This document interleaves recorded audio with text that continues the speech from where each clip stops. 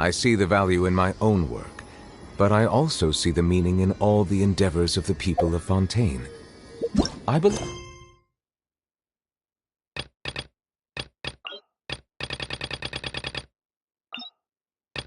Luke.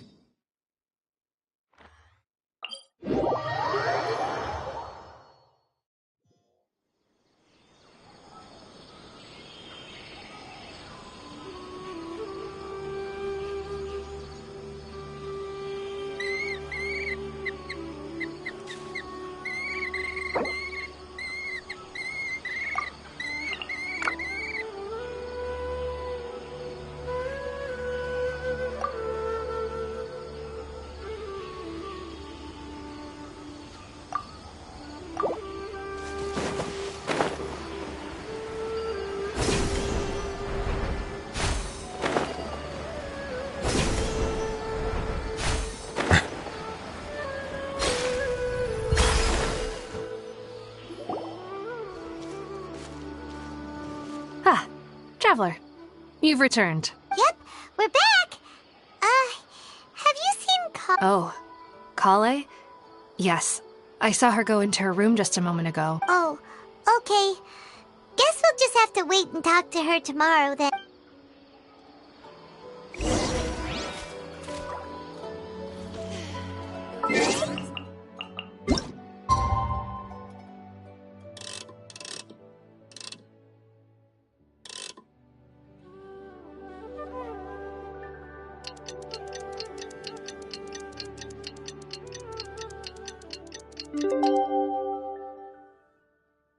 Melusi are beautiful. Hyman was thinking all night about what happened with Kale, and still can't figure out what the problem might be.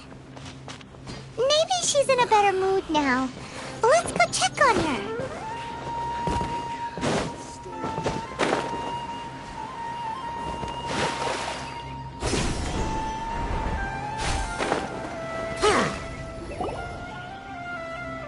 Ah, it's you two. I was just about to go look for... Huh? Tainari?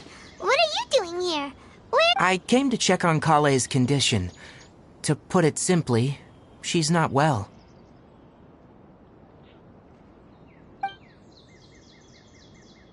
You mean she's sick? How could she be... Oh, wait a minute. Could it be because of what Paimon did yesterday? No need to worry. Something as small as you could never harm her. This sickness is something that Kale has been dealing with for some time.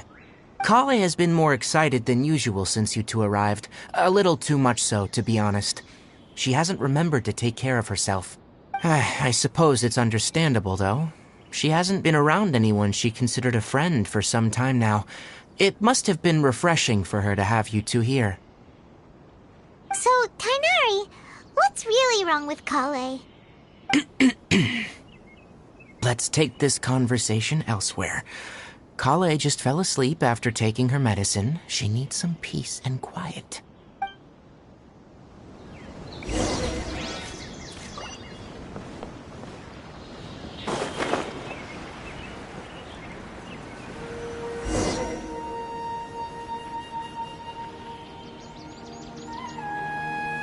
All right, let's continue our conversation here, shall we?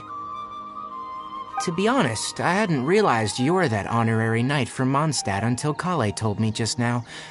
I've also heard all about your deeds in Liyue and Inazuma. So just to clarify, what I'm about to tell you about Kale is not because of who you are or your past feats. Instead, I am going to tell you because Kale asked me to. And honestly speaking, I was against Kale revealing her past to you. But she insisted, saying you two treated her with sincerity and as a friend. So now she wishes to reciprocate the gesture. So, Tainari, what exactly is wrong with Kale? You said this is something she's been dealing with for some time. Just how serious is it? Right. Ever since she was a child, she's been afflicted with a disease called Elazar. Elazar? Yes. It's a disease unique to the lands of Sumeru. It is characterized by dark and hardened scales that form on the body. At first, the afflicted may only feel mild numbness on affected areas of the skin. However, as the disease progresses, one may begin feeling fatigued and even experience peripheral paresthesia. In its final stages, the disease strips a person of the ability to control their own body, and they effectively become completely immobile. That sounds terrifying.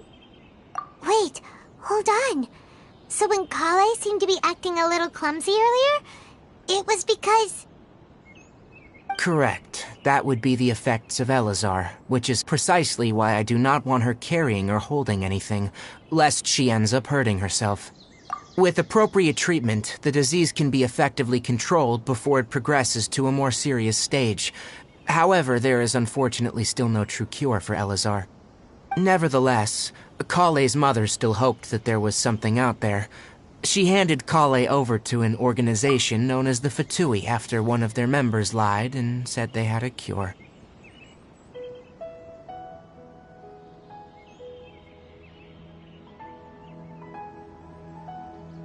What?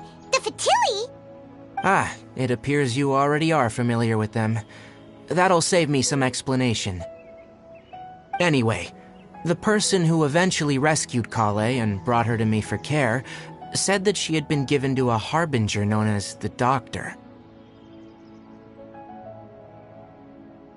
I have no idea how this doctor managed to do it, but her case of Elazar was completely stable for all the years with the Fatui were anything but pleasant. Kale is a resilient individual and always tries to appear cheerful, but her experience with the Fatui has left deep scars. Even now, she can still feel deathly afraid of someone touching her.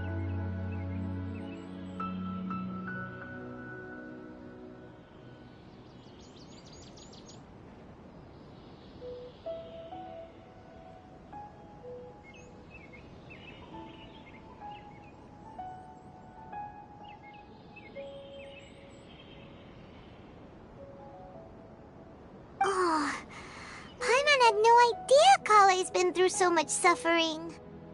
Oh, by the way, Paimon, Kale wanted me to tell you that she's sorry for scaring you yesterday.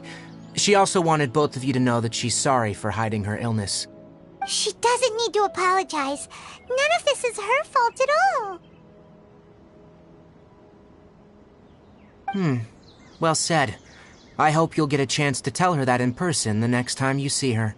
Kale once thought that it would be impossible for her to have any real friendships. I trust that you two will never let my trainee experience such emotional pain again. Don't worry, Tainari. We'll take good care of her. Well, it's not too serious at this point. She overexerted herself the last couple of days, which is what led her to break down this time. As long as she has taken her medicine and gets plenty of rest, she should get better. Though I must admit that Kale's condition was much more stable when she first arrived here in Gandharvaville. She was interested in the work of the forest rangers the moment she saw us. I could see that she was serious about learning, so I felt compelled to ask her to join us. Her stamina has gotten much worse recently. Though a moderate amount of physical exercise is always necessary, I'm afraid the long-distance patrols are a little too much for her now. Alright, now that I've told you about Kale's past, I think I'll head into the rainforest to find some ingredients needed for her medicine. I'll see you— Yeah, we'd like to do something to help Kale too. Alright, but I must warn you two. The rainforest is a dangerous place, especially for someone who's still recovering, like the Traveler. You must follow closely and listen to every instruction. No problemo! Let's go then. We'll be looking for a plant known as the Nilot Pala Lotus. It's often used to help those afflicted with Elazar recover their energy. Hey, Tainari? Where exactly are we going to find this plant? Nilot Pala Lotuses can be found all over the rainforest, but it often grows right here around Gandharvaville. Given the name, it sounds like we should be looking for it in the water. You are correct. The Nilot Pala Lotus grows in the water. When fully matured, they look like giant blue flowers floating on the water's surface. Quite an attractive species, if you ask me. The large petals are actually the plant's leaves and sepals, which surround a very small flower. You should note that many of the plants found in Sumeru have names that are contrary to their species. Take the calpulata, for example. The plant is not a lotus at all, but rather a vine. And then there's the Sumeru rose, which is not a rose, and is completely contrary to its name. Oh, huh. Okay then. Note to Paimon. Never bring up the topic of flowers with Kainari.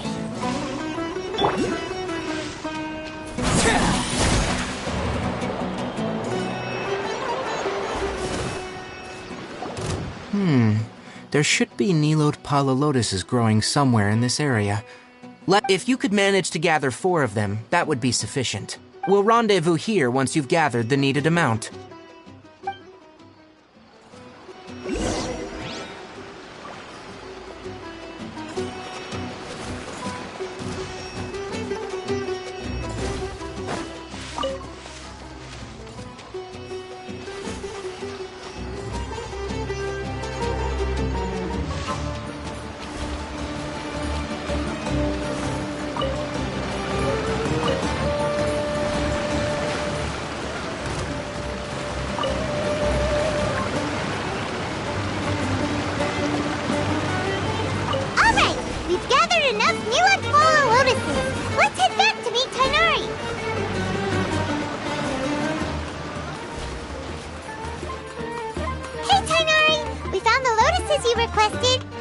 Let me have a look.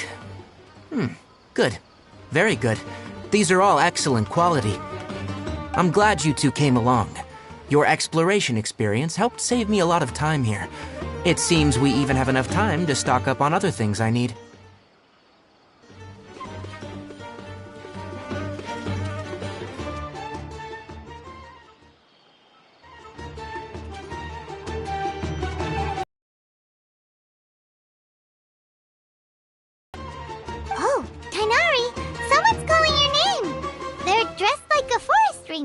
Ah, yes, that's Amir and the others. But didn't they just set off not too long ago? What are they doing back so early? Let's go find out what's going on.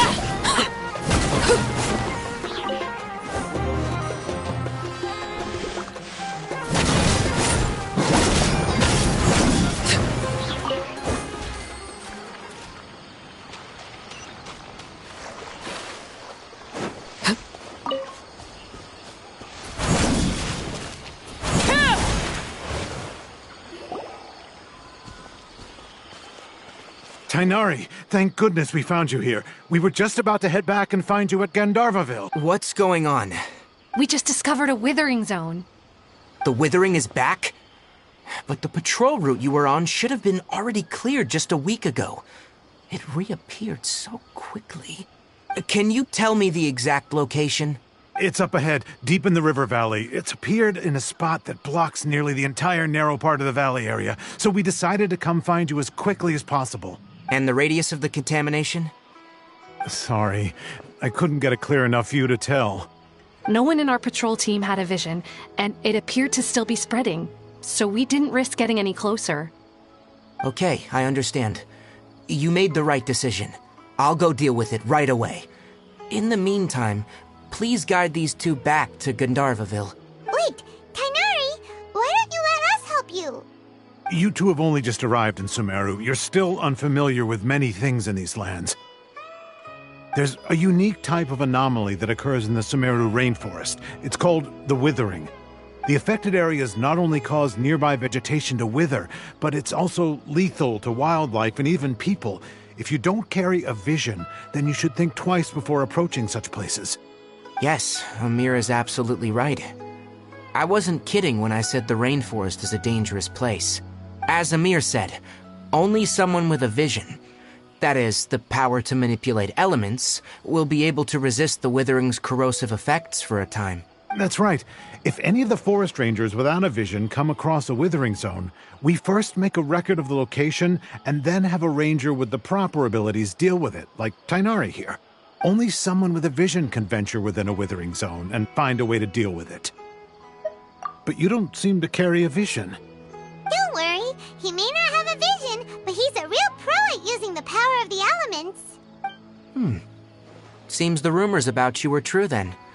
In that case, all right, you two may accompany me. We typically only teach visitors how to identify the withering as they're about to leave Gandharvaville. We'll make an exception today and show you what it looks like up close.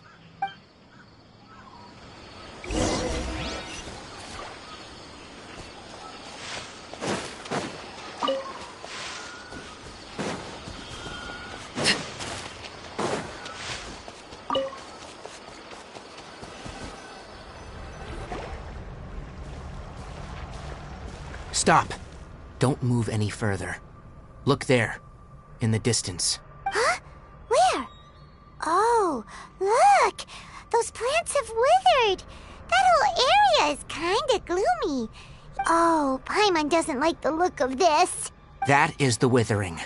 All right, traveler. We're gonna have to enter that withering zone. Once inside, we'll need to look for what we call tumors of the withering.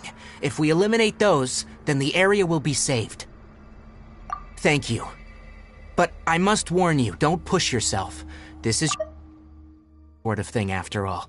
Even with elemental powers, once you step inside the withering zone, you may experience extreme discomfort. If at any point it becomes too much, return outside the zone and take a breather. It could become a matter of life and death. You ready then? Let's go.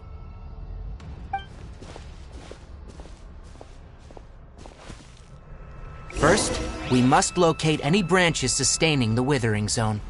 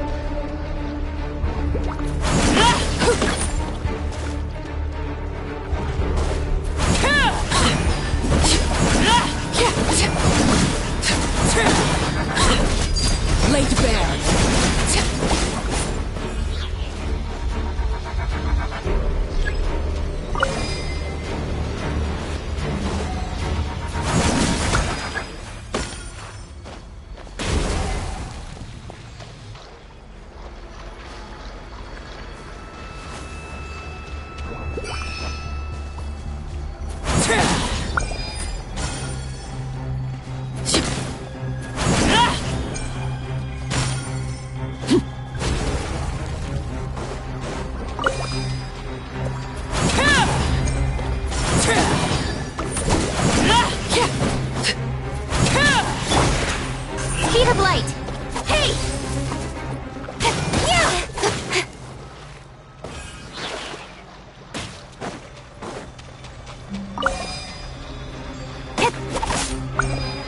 Great work. Now that all the branches have been cleared, we'll need to take care of the tumor.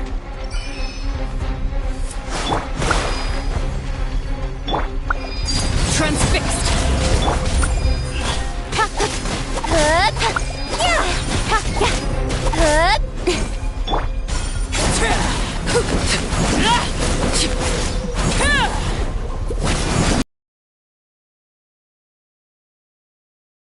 Destroy the tumor of the withering!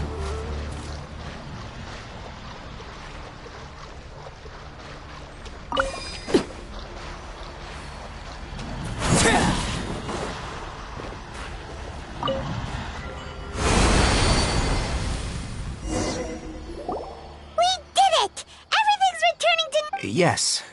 Thanks to you two, we were able to quickly restore this area back. Tainari? You make it sound like we did well, but why does Paimon have the feeling you're worried about something? It's that obvious, huh? Alright. It's like, recently, the rate at which withering zones appear has been increasing.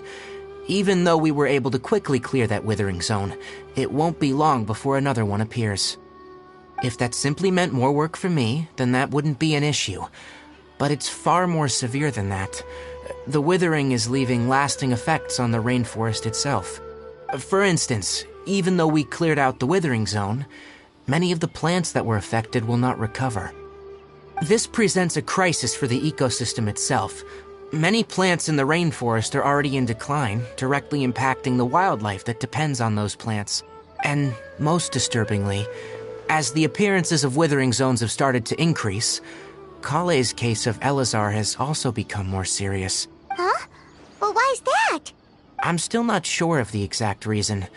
However, I've received word from acquaintances at the academia that similar cases are being reported for patients with other conditions. No, none that we know of. The withering has been recorded in Sumeru for millennia. It's said that it originates from the depths of the world. Oh, by the way, have you heard of Irminsul before? Irminsul is a tree located deep beneath the surface. Although it isn't like any tree we know in a biological sense, you can basically think of it as a large tree that grows downwards, rather. I'm sure you've heard of ley lines, right?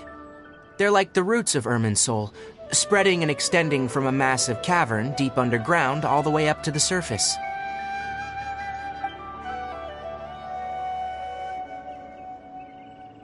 Ley lines continually absorb the memories of this world, which are then funneled into Irminsul, allowing it to collect knowledge and wisdom from ancient times to present day.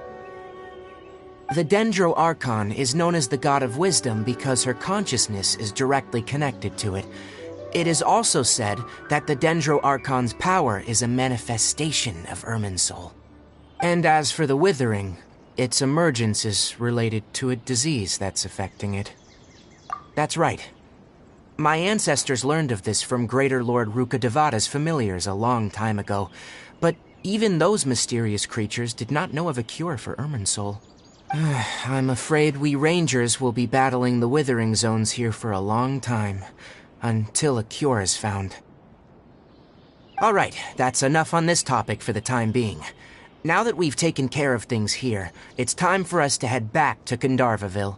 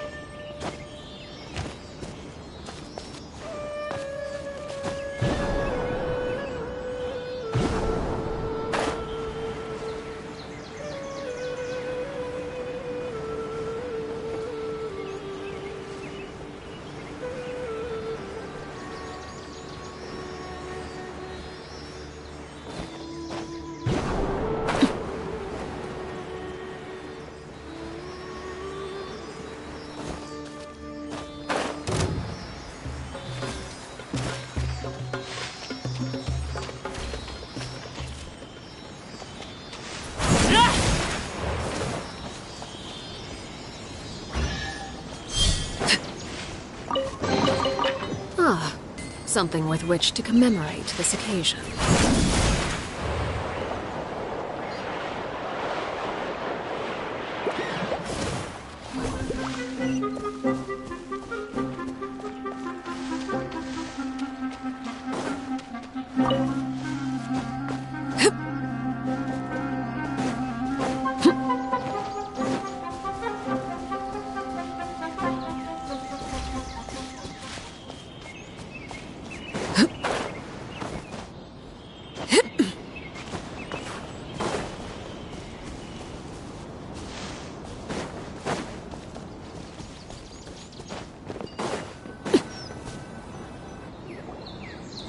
Tighnari, you all made it back.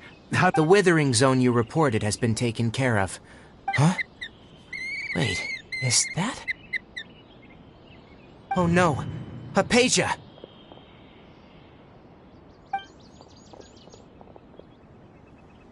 Huh? What's wrong, Tighnari? This Duskbird is Hypatia's designated courier for urgent news. You do remember her, don't you? She's the scholar you and Paimon were following when you first arrived in Sumeru. Oh, her? How could we forget? So did something happen? Let me see what's written in the letter first. So what's it say? And what's with that weird expression on your face? Just let Paimon read it. Huh? All Paimon sees are 3 squiggly lines. Yes, allow me to explain. After we brought you from Hypatia's cave to Gandharvaville, Hypatia resumed her meditation. She must have just finished. It's been nearly 3 days since she's had anything to eat, and it appears she's forgotten to prepare some rations. This letter is her asking us for help. What? You mean she's been sitting there for 3 days? Hey, wait, how did you know all that from just a few lines on the paper? Well, obviously because this has happened before. Last time she drew 5 lines, and by the time we found her... Well, I'd prefer not to remember that. Needless to say, Hypatia's been through worse, but we should still get to her as quickly as possible. I've got some emergency rations set aside for times like these. Paimon, Traveler, could you two bring these to her? Wait, you want us to bring her the rations? But will the Traveler be okay if her cave is still filled with that funny incense? Let's find out. Here, Traveler, take a smell and see. So, how do you feel? Huh? Really? You're not feeling even a little drowsy? But wait, how'd you know that he'd be okay this time, Tighnari? Back when we were clearing the Withering Zone, I observed that he could adeptly manipulate the dendro element. I knew then that he would be fine. And if I may ask, when I was telling you two about Irminsul's ley lines, was what I described similar at all to what you saw when you were unconscious? That's correct. Those weren't hallucinations at all, though I don't intend to apologize for deceiving you. Because what you saw is of significant importance. Not just for the nation of Sumeru, but the entire world of Teyvat.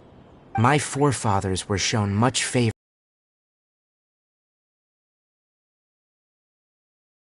together with her. Now that that duty has fallen to me, it was a part of my responsibilities to ascertain whether you could be entrusted with the fate of Sumeru. Now, after seeing you in action with my own eyes, you have earned my confidence, and I no longer... When you passed out, your consciousness had connected directly with Irminsul. What you witnessed were actually real memories contained within Irminsul itself.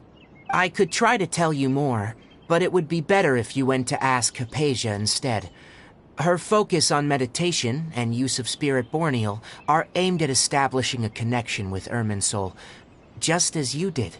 That sounds nice and all, but will she really help us? Seriously, she completely ignored us the last time we tried talking to her. That was because when you ran into her, she was in a special phase of her training. During that time, she must avoid communicating with others. Please, wait here for a moment.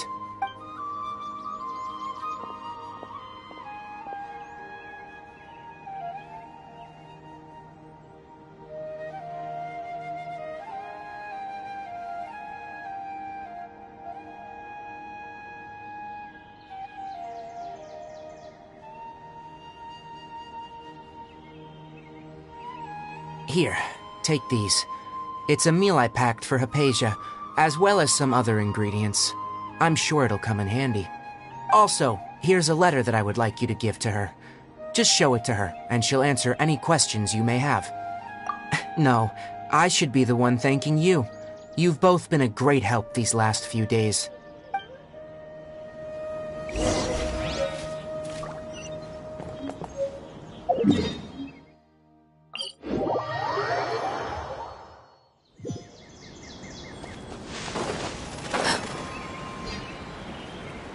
Hypatia should still be in the cave. Let's go inside and see how she's doing.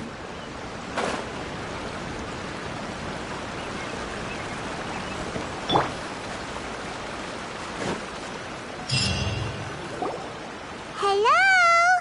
Hypatia? Hey, there's nobody here.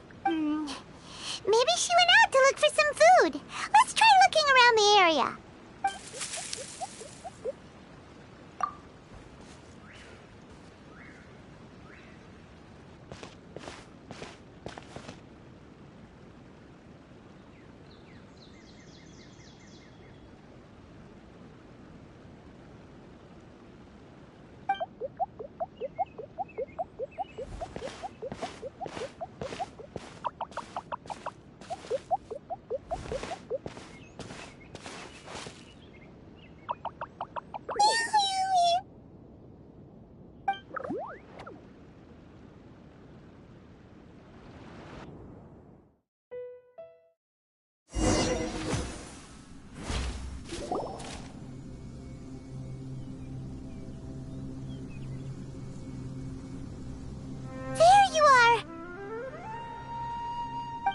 Hypatia, are you alright?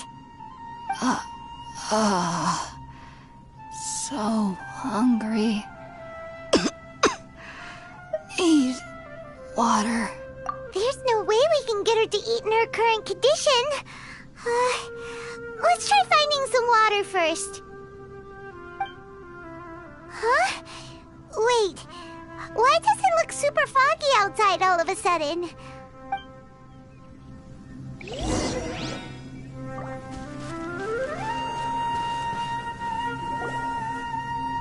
Huh? How'd things out here end up looking like this? What happened? And where are we? Really? Oh, maybe you're right. Let's go investigate the area.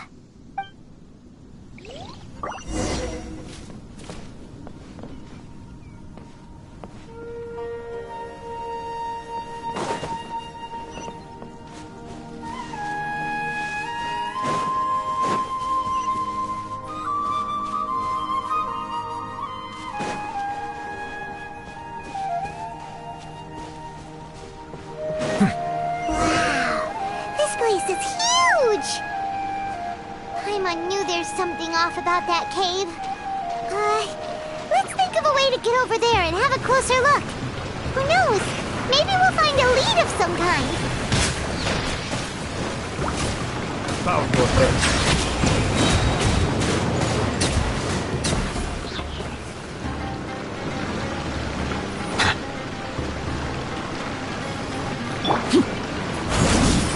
Laid bare.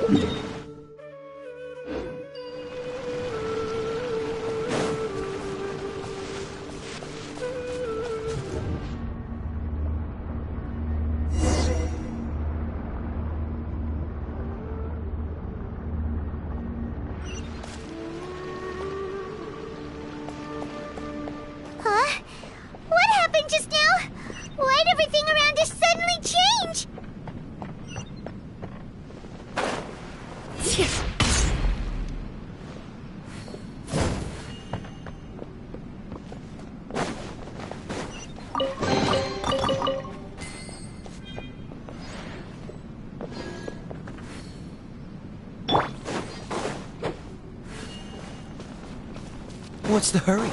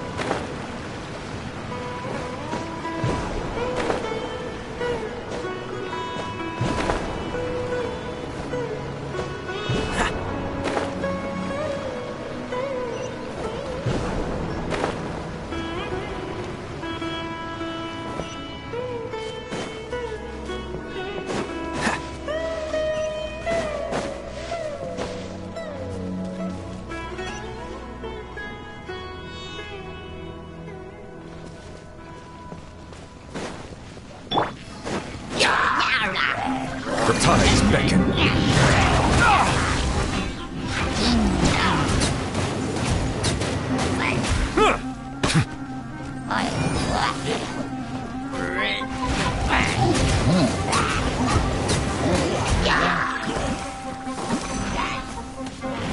Settle down. This is where you fall. Transfixed. Nowhere to hide.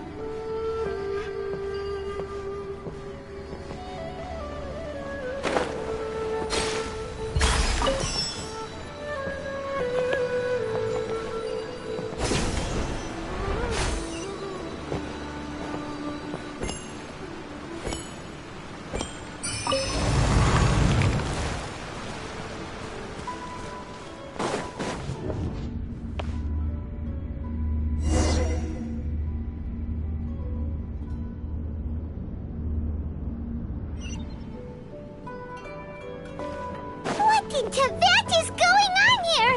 This place is getting weirder by the minute. Hey, what's the matter? You don't look so good.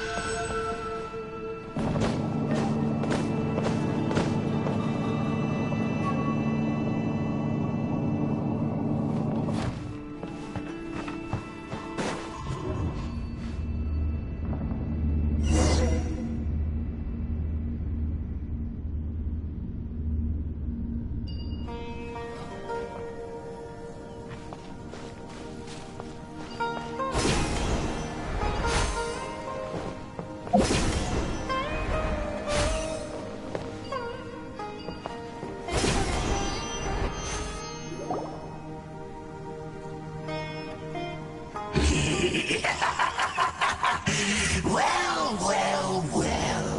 Looks like we meet again, traveler. The Abyss Herald! What are you planning to do in this strange place? Strange place? Plotting? You needn't worry about such things. They don't concern you. Bow before the Abyss!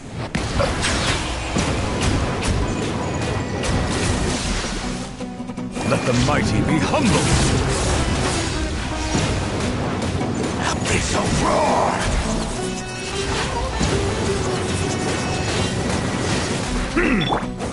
Overrule! Don't blink!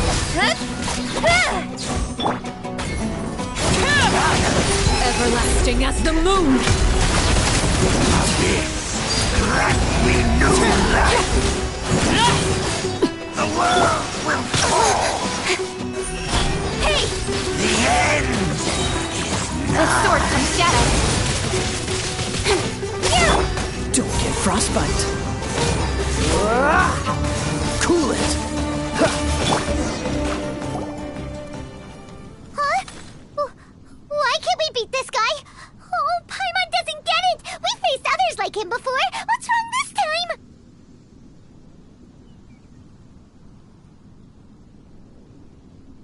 Traveler, though you may have managed to avert countless crises before, your good fortune was bound to end sooner or later.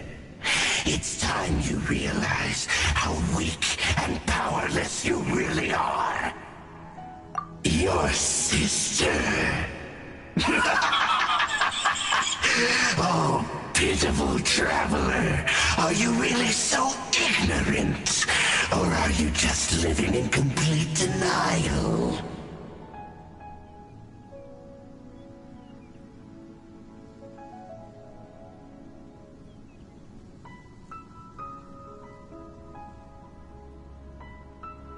Her Highness has long since forsaken you.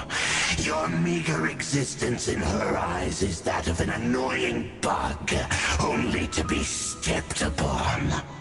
The bonds of love and family which drive you to find your sibling are utterly gone. Your journey is meaningless. But don't you fret now. Today will be your last. Now die!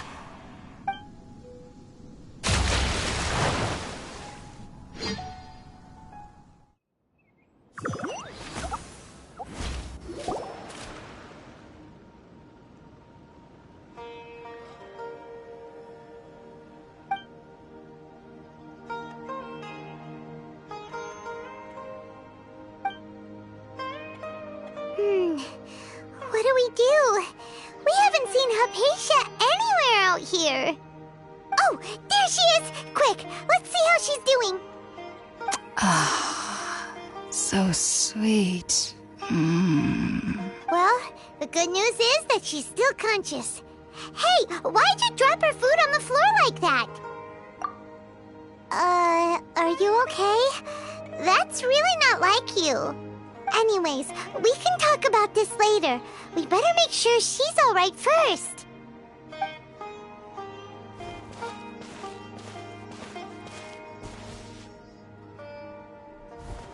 Whoa! Wait a sec. Look at all this fruit lying around her.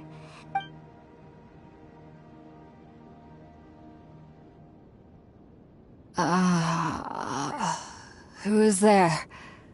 Tainari, is that you?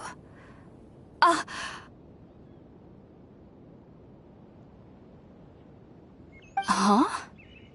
It's okay. You can relax, Hypatia. Tainari sent us here to bring you some food and water. Here, we have a letter that he asked us to give you.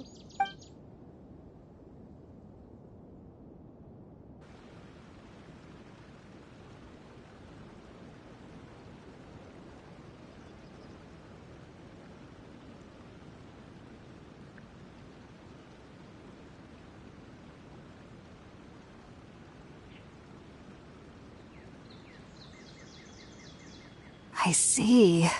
So, you're friends of Tainari. I apologize for all the trouble I've caused you. I'm grateful that you came so quickly to save me. You even brought all this fruit.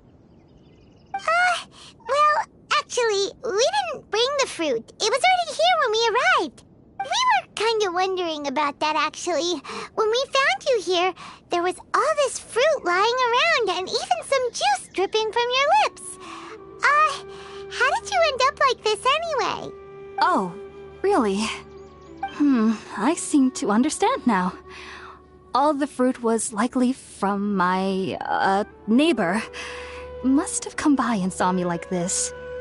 Your neighbor? You mean there's someone else living nearby? Oh? So you're able to see them too?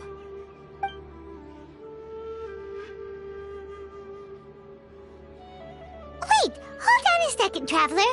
You say that before we arrived, you saw some mysterious creature and suddenly had a strange dream? Isn't that a little too crazy to believe? No, I actually do believe what the traveler is saying. I myself had a similar experience once before and ended up scaring my timid little neighbor here. You needn't worry. They mean you no harm. They only dragged you into the dream because they hoped to buy themselves a little time in order to scurry away.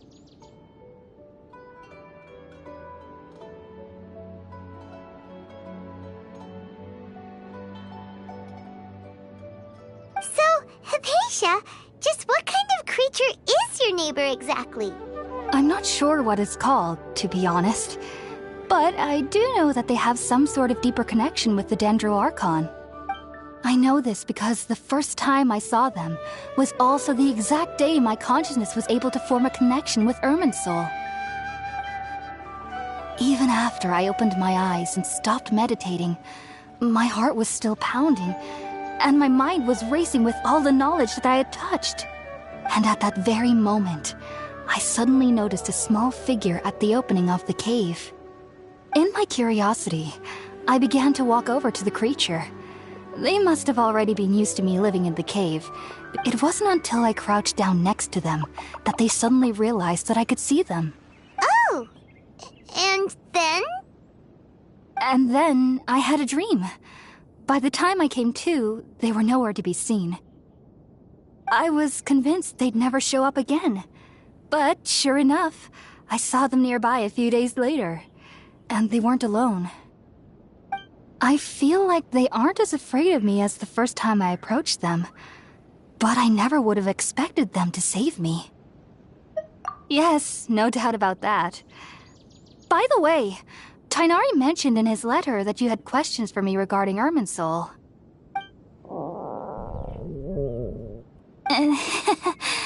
Sorry about that. Sounds like just drinking juice still isn't quite enough for my stomach. Well, if somebody hadn't dropped the food earlier... Anyway, looks like we'll need to prepare something ourselves. Besides, Paimon's getting hungry too. All right, we're up, traveler. Today's menu will feature sweet madame and a radish veggie soup. You'll love them, Hypatia. They're our specialties after all. Sounds good. I've never tried any dishes from other nations before. I certainly look forward to it. It's been so long since I've had a decent meal, too.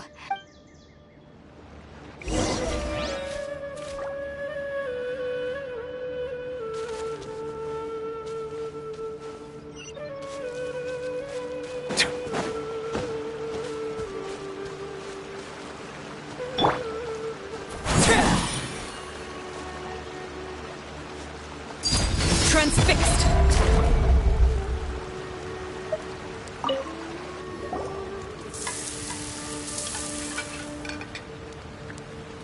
All done! Let's use the empty box that Tighnari gave us since we already washed it. Oh, it smells amazing! And the box is a nice touch too! Let's go serve this up and start eating with Hypatia!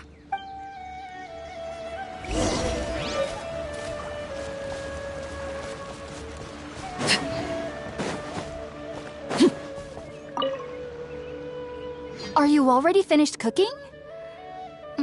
Smells delectable. I'm truly thankful whenever I can enjoy a proper meal like this.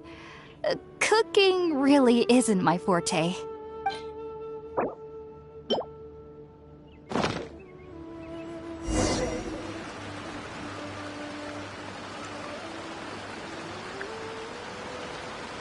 Even though everything you mentioned was in Tighnari's letter, it's still hard to believe you were able to connect with Irminsul.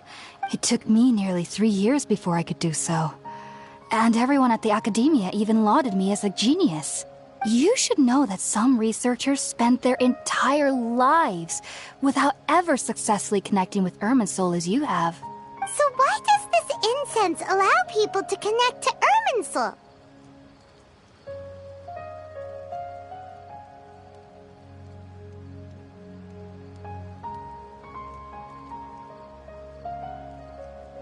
The ingredients used to make spirit-born ale primarily consist of plants created by Greater Lord Rukkhadevata. These special ingredients are conducive to heightening our senses to the Dendro Archon's power.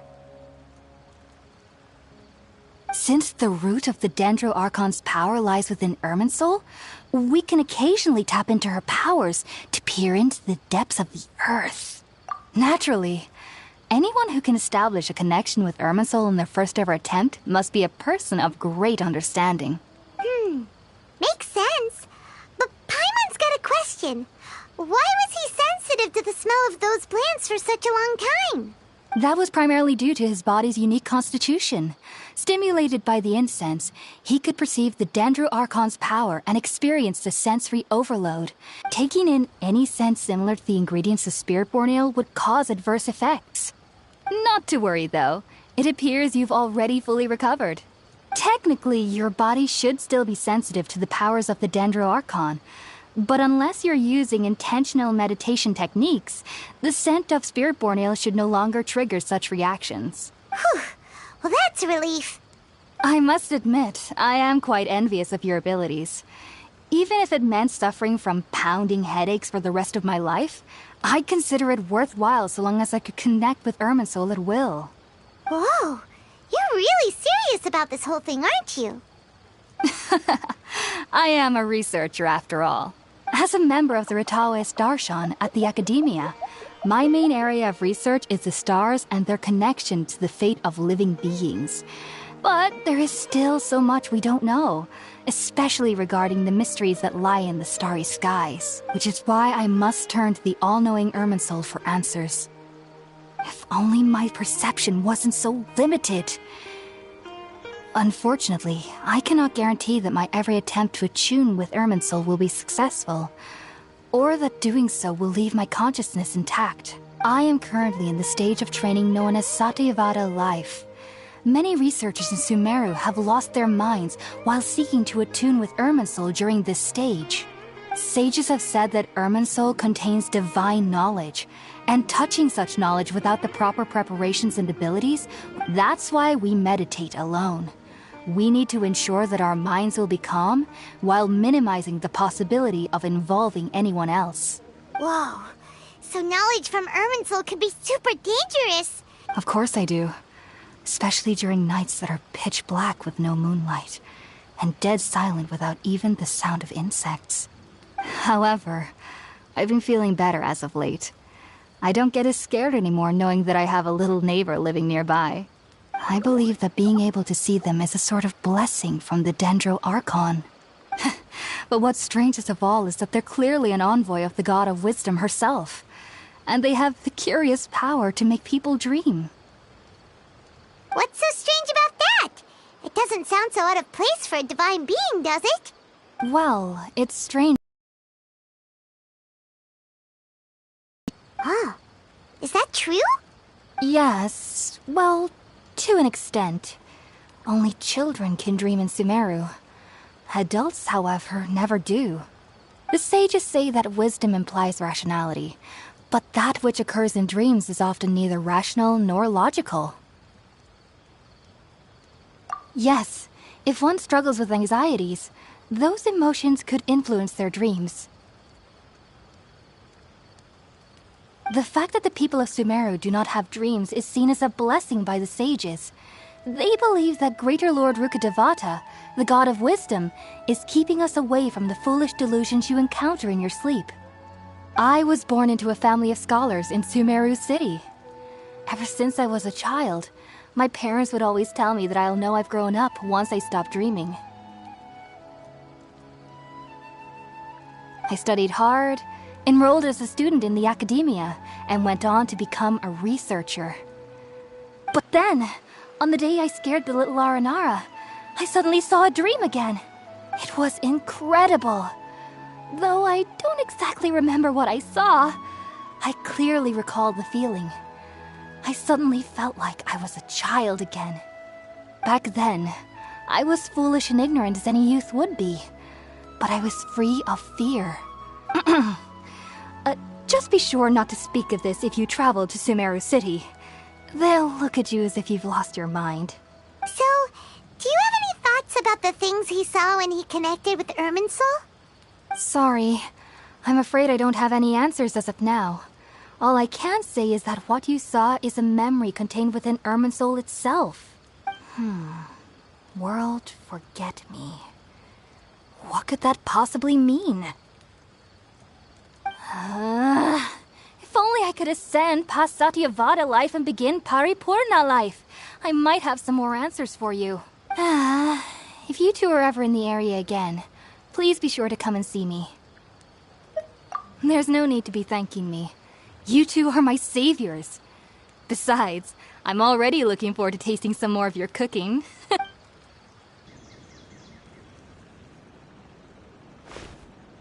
Now that we know Hypatia is alright and had the chance to ask her some questions, Paimon thinks it's about time to head back to Gandharvaville.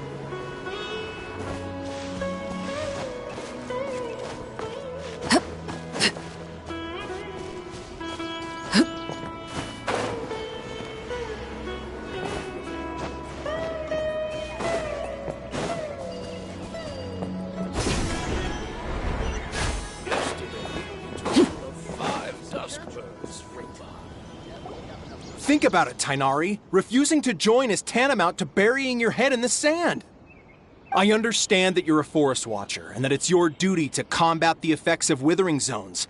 But isn't it evident that such work is not a lasting solution to the problem? As Sage Kage clearly stated, your presence and guidance in Sumeru City is pivotal in finding a cure for Irminsul. How could you possibly refuse? Keep your emotions in check, Ghulam. Let's at least listen to Tainari's reason for declining. We're here to invite him to the academia. Sage Kage, I am truly honored that you came here in person, but I'm afraid I must still decline your invitation. I am merely a forest watcher. How could the great minds of the Haravatat have any need of someone like me? Well, it turns out that your refusal letter had some implications on your master's reputation. He is a renowned sage of the Immorta, after all. I see. Well, I figured that given his temper, he would come here and berate me personally. Tainari, your master is an integral part of this effort, and now he requires your assistance. And what exactly does my master need of me, Sage Kage? You'll know, once you've arrived in Sumeru City, that is. And, how long will I be required to stay? There's no definite answer as of now. Do you mean to tell me that, despite coming all the way here to Gandharvaville, you still can't answer the questions I laid out in the letter to my master? If that's the case, then I'm afraid I cannot give you a definite answer either. Tainari, but you... So be it. Come, Ghulam, we're leaving.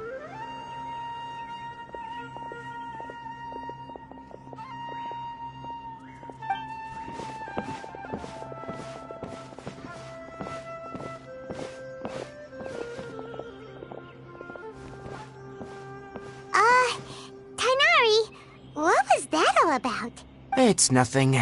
Some people from the academia wanted me to go to Sumeru City to assist them with a project, but I had to refuse but all that can wait. How did things go with Hypatia? It was quite the eventful trip, but the main thing is that she's safe and sound. Very good. Now that the Traveler has made a full recovery, there shouldn't be any reason for you to tarry here longer. I assume you will be heading to Sumeru City, correct? That's right! We want to meet Lesser Lord Kusanali and ask her for advice. Do you have any idea on how we can find her? Sorry, I'm afraid I don't have any advice for you there. Well, do you at least know anyone we can Let me think. My trips to Sumeru City have been fairly short, and most of my acquaintances are researchers. Oh, how about this? I'll write you a letter of introduction that you can give to a researcher I know.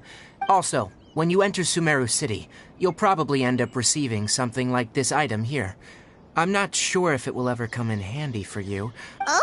What is it? It's called an Akasha Terminal. It's a tool produced by the Academia that utilizes the legacy of Greater Lord Rukkhadevata.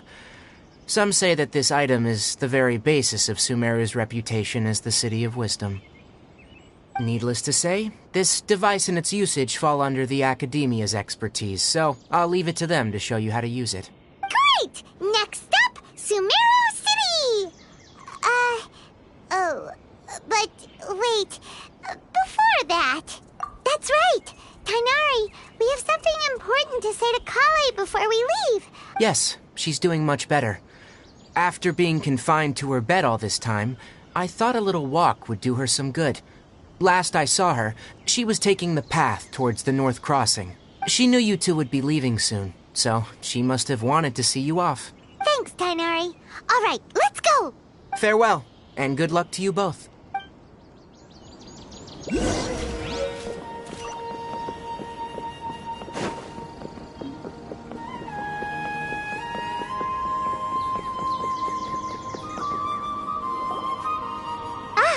I've been waiting for you two.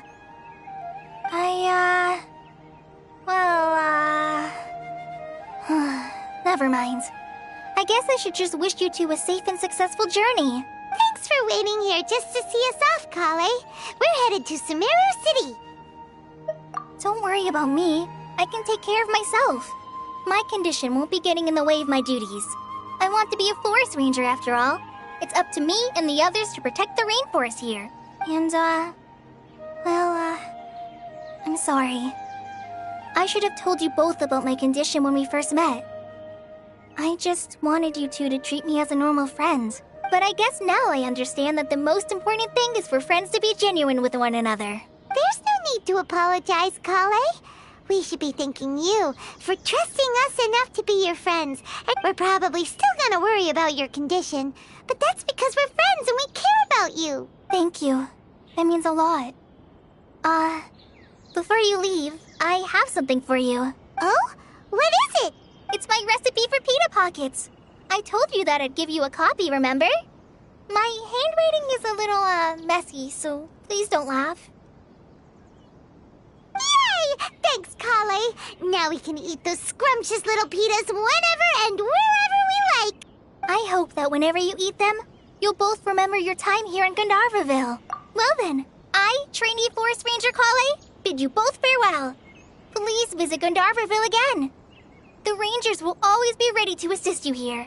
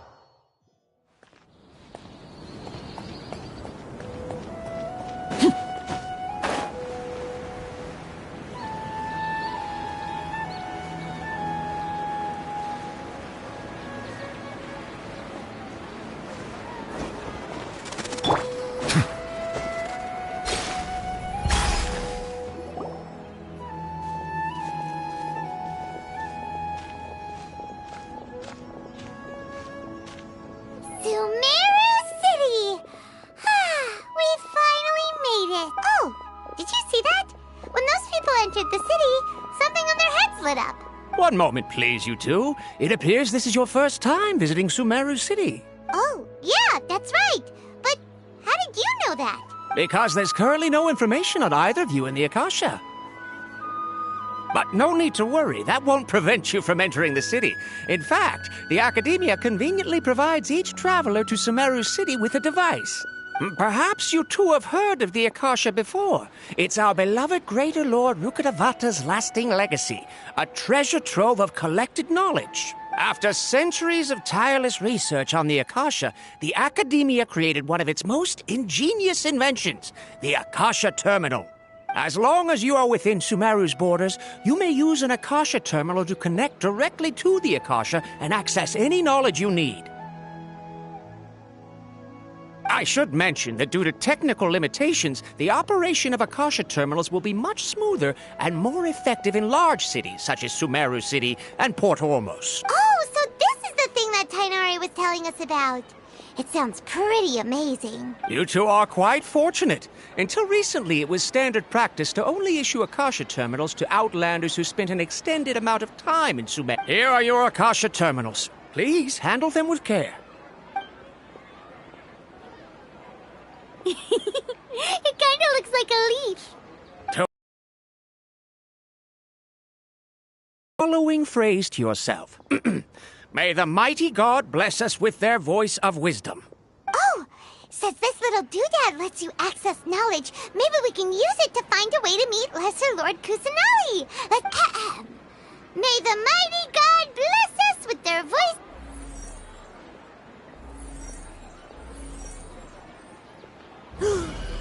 Whoa! Just now, something clicked, and Paimon suddenly knew how to use this thing. It seems all we need to do is concentrate on what we want to know, and bam! You get it! Oh, that'll come in real handy. Exactly.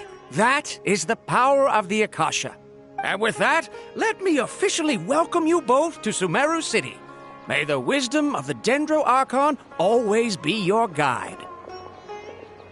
Okay, now that we're in, we can check the Akasha about Lesser Lord Kusanali. Let Paimon try. 500 years ago, the sages found a newly born deity from within some scorched ruins. The deity now resides in the sanctuary of Suristana. Seems pretty similar to what Kali was telling us. Okay, next, let's concentrate on asking how to meet her.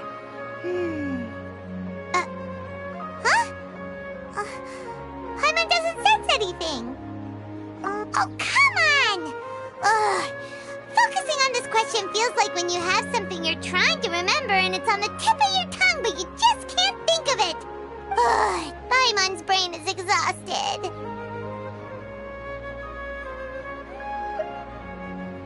Oh, smart idea! But what are you going to ask it?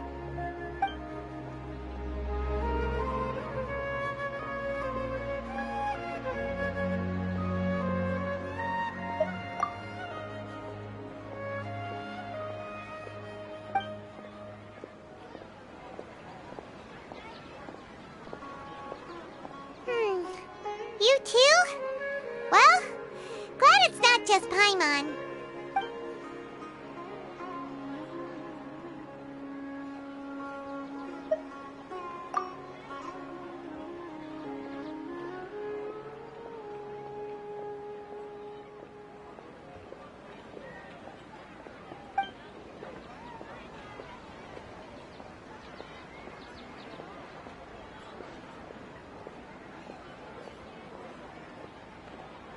Uh-oh.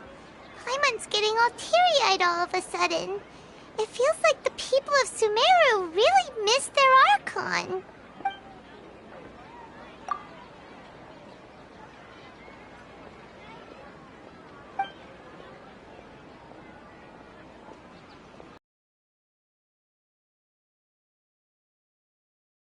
Because we're Outlanders and we've only just arrived in Sumeru?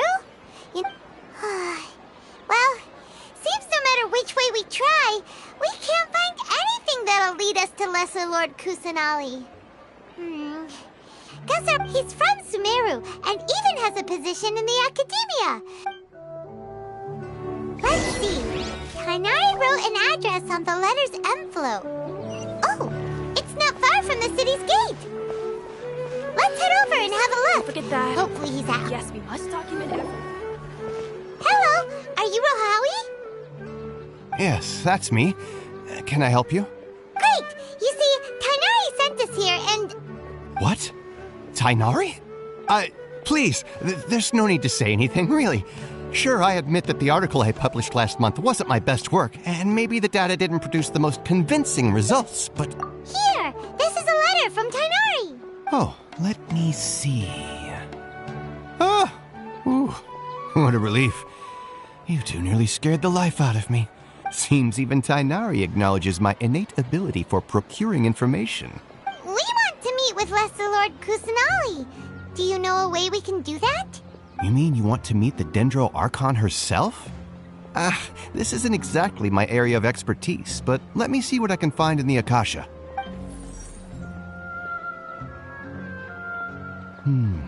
Sorry, the Akasha didn't respond to my query. What? You too? But what about your abilities for getting information and all that? Well, as I said, this isn't my area of expertise. I am but a lowly researcher, so the Akasha doesn't see a need for me to know more about the Dendro Archon. All I know is that ever since Lesser Lord Kusanali returned to Sumeru, she's never left the Sanctuary of Sorasthana or made a public appearance. Huh. Didn't expect her to be such a mysterious figure. The Dendro Archon is somewhat of a recluse. Perhaps she just doesn't want to entertain visitors, which would... Aw, but then what can we do? No need to worry just yet. I'm only hypothesizing here. You could certainly try asking around and see if anyone else has ideas. And besides, you two should consider the bright side of things. Not being able to see Lesser Lord Kusanali may not be a bad thing. In this world, there will always be information you cannot obtain from the Akasha and things you can never accomplish. Take me, for example. It's a miracle if my brain cells can spit out one paper every 3 years. But Tighnari? That guy can publish 3 papers in just a single year. Okay. Thanks for your advice. Don't mention it. If you two ever want information about things like who's been promoted within the academia or relations between the 6 great sages, come find me.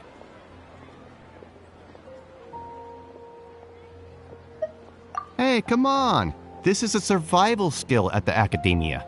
Oh, Paimon's expectations were pretty low, but this is so low it's like digging holes in the dirt. So what do we do now? Even if we want to talk to someone, we don't know anybody here. Huh? Like who? Oh, you're right! Catherine! The Adventurers Guild has its own intel network. Let's hurry and find her.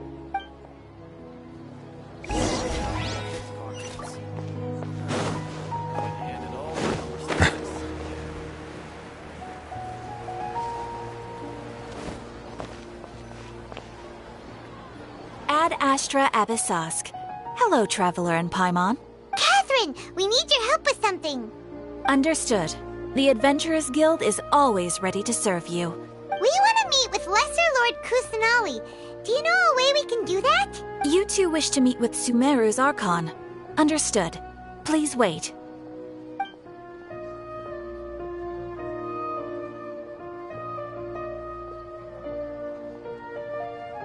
I apologize, but I am unable to call up any relevant information in the Akasha.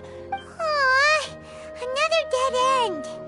Well, if Catherine can't help us, then we really don't know anyone else to ask now. Please do not worry. I may know of someone who can help you two. In Sumeru, the Adventurers Guild does not serve as the vanguard of information. Rather, there are numerous active mercenary groups collectively known as the Eremites. They take on various contracts and work all across Sumeru, so they naturally accrue intelligence.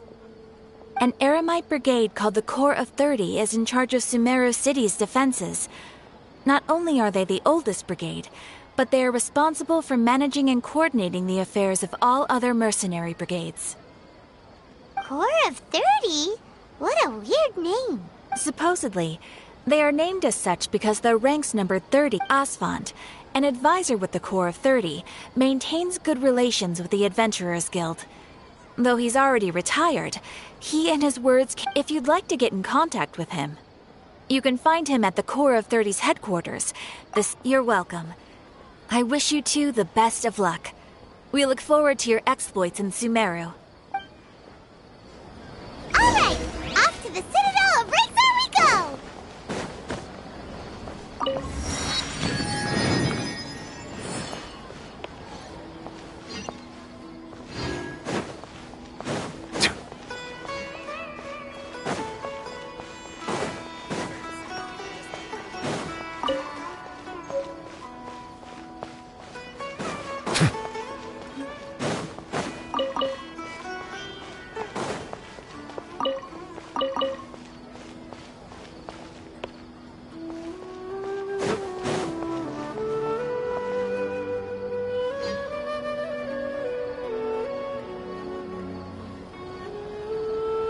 Welcome. The Adventurers Guild told me to expect you two. It's nice to meet you, Osfond. We'd like to ask you about something.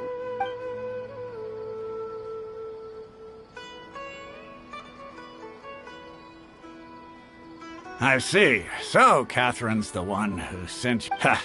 It's true that the Eremites' network is vast, but even I can't help you meet the Dendro Archon. Wait, seriously? That... Afraid so. The Eremites aren't terribly religious, so we don't know much about divinities. As far as the Akasha goes, we originally came from the desert. The gods there died off long ago. Since those days, we've used our own two hands to carve out a living. It isn't just us, though. If you ask me, I think most in Sumeru aren't interested in Lesser Lord Kusanali. Oh? Why's that? Just take the Academia, for example. They're the ones who truly rule Sumeru. Although they believe in gods, most of them only care for the late Greater Lord Rugadavada. In their eyes, she was the one who founded Sumeru and gifted us with the Akasha. Lesser Lord Kusanali just happened to inherit her legacy. Because of the Academia's influence, most citizens are more familiar. Not to mention that Lesser Lord Kusanali never makes an appearance, and the Academia never announces anything about her.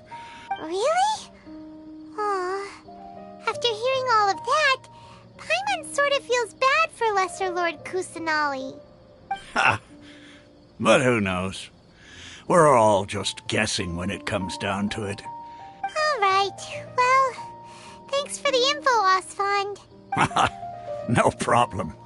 Always happy to help out the Adventurers Guild. Seems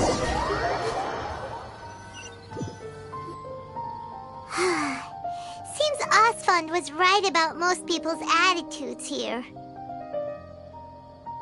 Not only are they not interested in the Dendro Archon, they even say stuff like, if the Akasha doesn't think I should know, then I don't need to know about it.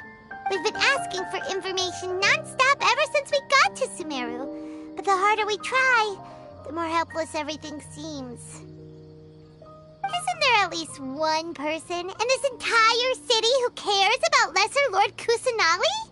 Oh, you two are interested in Lesser Lord Kusanali? Huh? Who are you? From the sound of it, you two are Outlanders who recently arrived here. You've been asking around for information on Lesser Lord Kusanali, right? Oh, I'm sorry. I forgot to introduce myself. I'm Dunyarzad, one of Lesser Lord Kusanali's faithful followers. Whoa, really? Then do you know how we can meet with her? I'm afraid I can't help you with that. But your conversation earlier did happen to remind me of a legend about the Dendro Archon. Sure. It goes like this. Long, long ago, there was a man who heard a prophecy. It predicted that a great calamity was about to befall him. Panicked by what he heard, the man sought out the Dendro Archon in hopes that she would bless him with the wisdom to help him escape his predicament.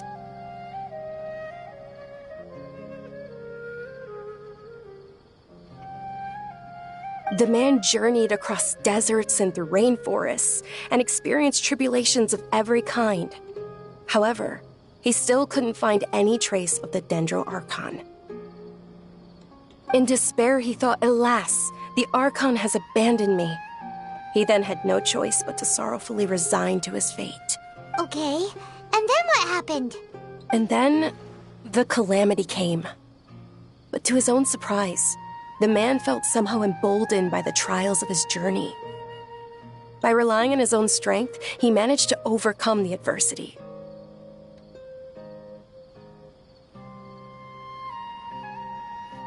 At that moment, a bird perched upon his shoulder. This bird was, in fact, an avatar of the Dendro Archon. Oh, Archon Seeker, do you now understand? She and her wisdom have long been found by you. Along your journey, we were in every flower and blade of grass, every ray of sparkling sun, and every breath of dancing wind. So yeah, thanks for the story!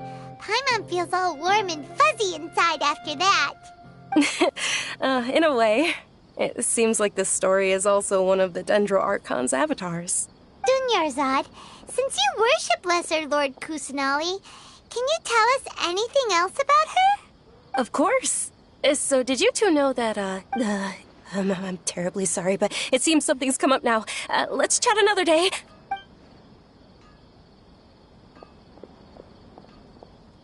Hey, wait! What the heck just happened? It looks like they're searching for someone. Dunyarzad was acting super nervous just now. This stinks! We finally managed to find a lead about Lesser Lord Kusanali! Let's see if we can get rid of them. Then we can catch up with Dunyarzad. Hey, have you two seen a brown-haired girl wearing a purple top and a long blue dress? We're looking for her. Did she have bandages wrapped around her wrists? Yes, that's her. Did you see which direction she went?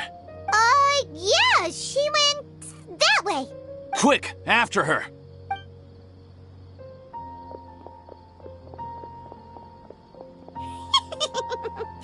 That should keep him busy for a while. Let's hurry and find Dunyarzad.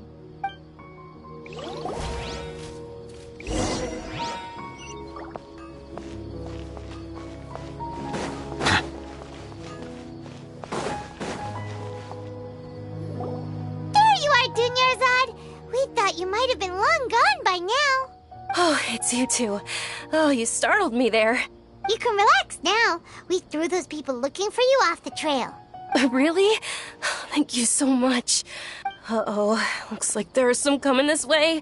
Huh? More of them? Then what are we standing here for? Run! No, wait, my body isn't in the best shape. Okay, sounds good.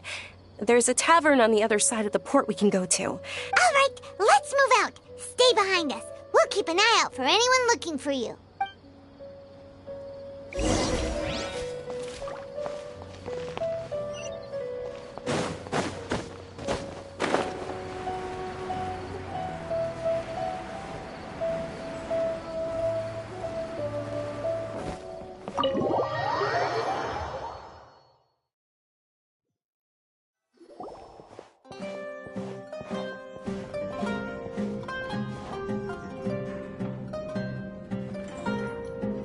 We made it. Oh, they shouldn't be able to find us now. Wait, stand down, Dia.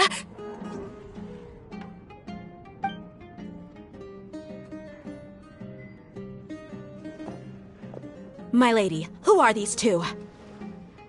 They're travelers that I met on the street just a moment ago. They happened to notice that you were all searching for me, so they helped me hide. I see. In that case, you two should scram. There's nothing here for you. Wait a sec! Who the heck are you? And why are you shooing us away? I'm Miss Dunyarzad's bodyguard, here to see that she returns home safe and sound.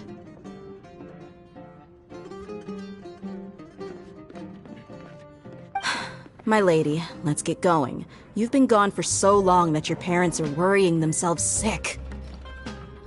And if I refuse? It'd be easier for the both of us if you cooperated. But if you insist on not going, then I'll have to carry you like a sack of potatoes. Hey! Dunyarzad already said she doesn't want to go back! Stay out of this. You don't understand the situation. Sorry, my lady. Even though I'm your bodyguard, your parents are my employers. How much? Wait, what?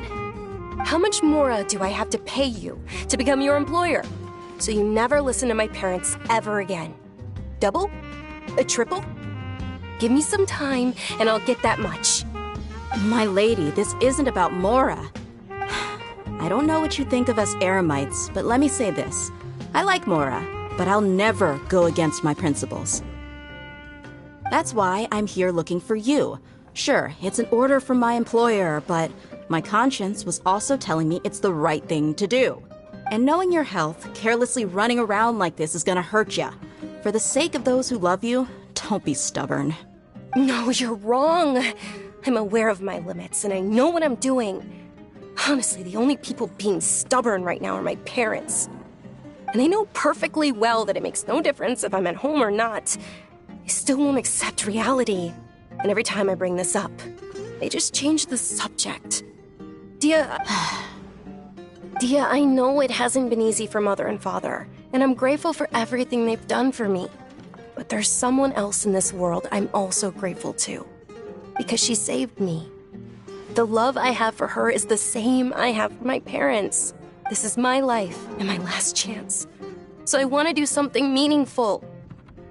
My lady, are you sure what you're doing now is meaningful? Yes, I'm sure. At least, it is to me. Fine, I won't ask you to return home anymore. But let me make something very clear. I'm only doing this because I respect your determination, not because— Thank you, Dia. Sorry for being so rude just now. My nerves were acting up. And I even brought up your payment in such an offensive way. Don't worry about it, my lady. I did say that I like Mora. Besides, that's our next topic of conversation. Today's little excursion caused such a ruckus that every single bodyguard at the estate was deployed. It wouldn't be easy to hide things from your old man. Since this definitely won't be your last escapade, here's a little tip.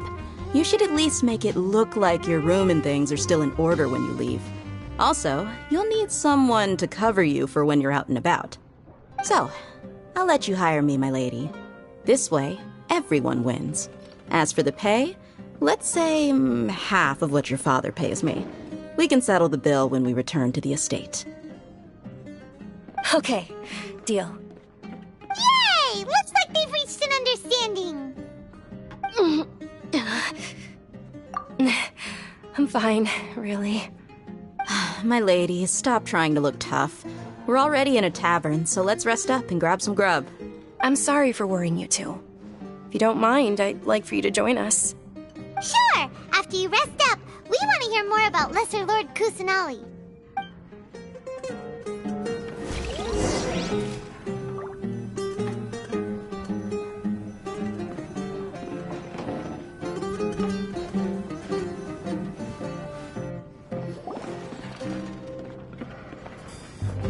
Ha! Well, if it isn't Dia.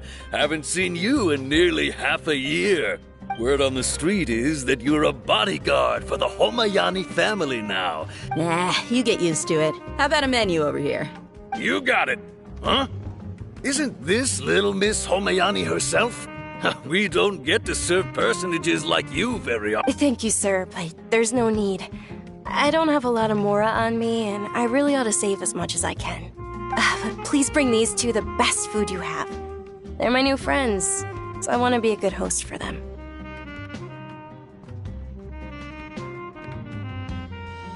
Yeah, we're already super grateful for everything you told us about Lesser Lord Kusanali. How about our charcoal-baked Agelenach cakes? They're our signature snack, and they run cheap. Look, other customers over there are eating some now. They look kind of burnt and dry. Paimon will pass. What do you have against my slime dishes?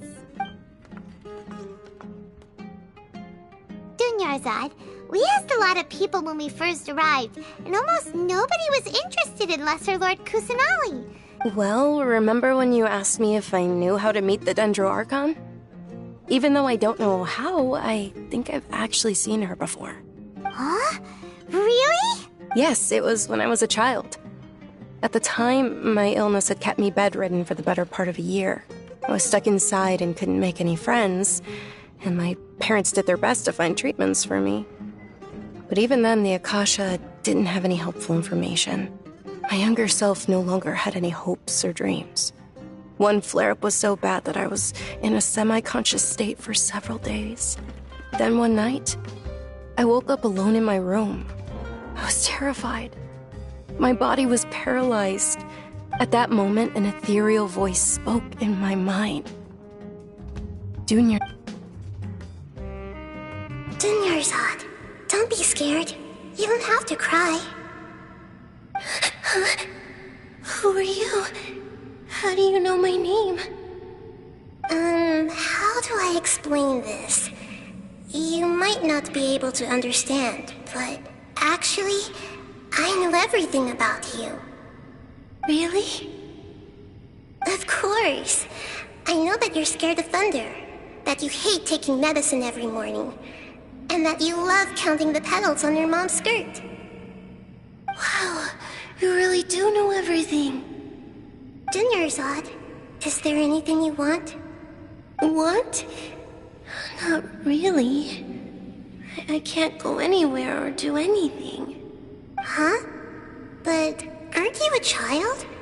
All children have wishes. Tell me what you want, and maybe I can make it happen. But can you make my illness go away? Oh.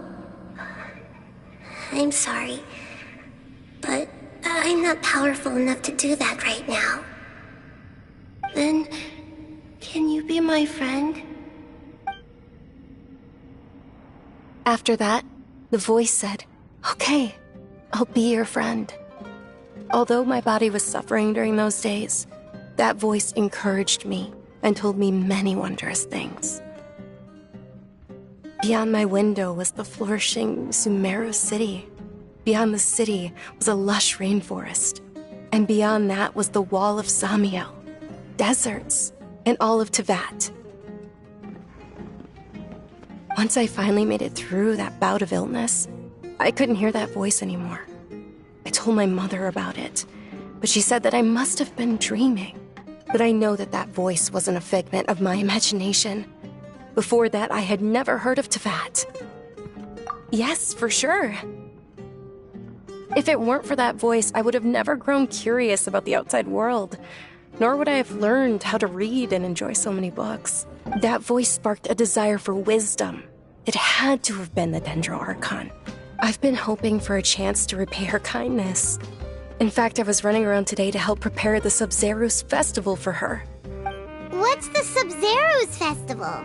It's Lesser Lord Kusanali's birthday, which was the day that she was found by the sages.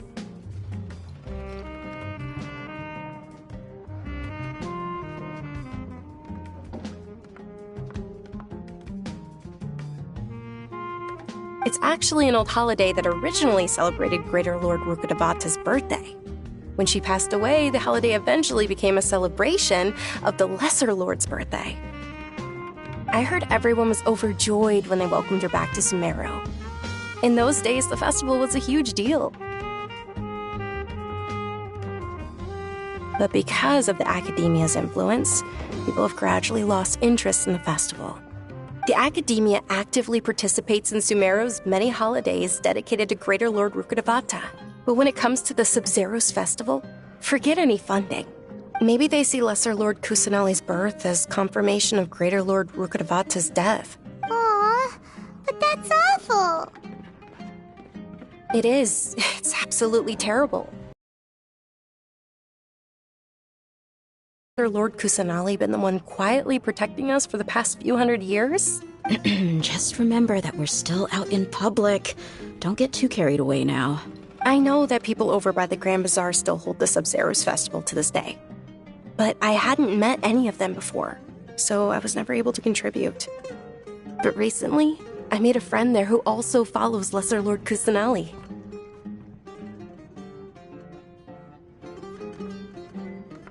I gave her my savings because I want her to throw a wonderful festival this year.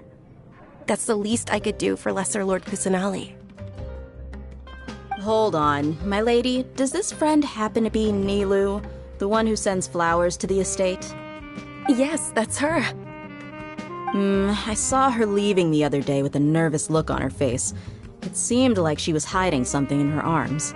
Yes. Initially, I didn't have much Mora prepared, so I had Nilou sell one of my skirts. I've agreed with Nilou to meet up at the Grand Bazaar today and see how things are coming along. Sure, that's quite the trip, though. I'll carry you. No, that would be too much, even for you. You might as well just accept the lift. If I let you walk, who knows how long it'll take us. And if anything happens to you, then I'd really never hear the end of it from your father. But of course. Nilou will be thrilled to hear there are more people interested in Lesser Lord Kusanali.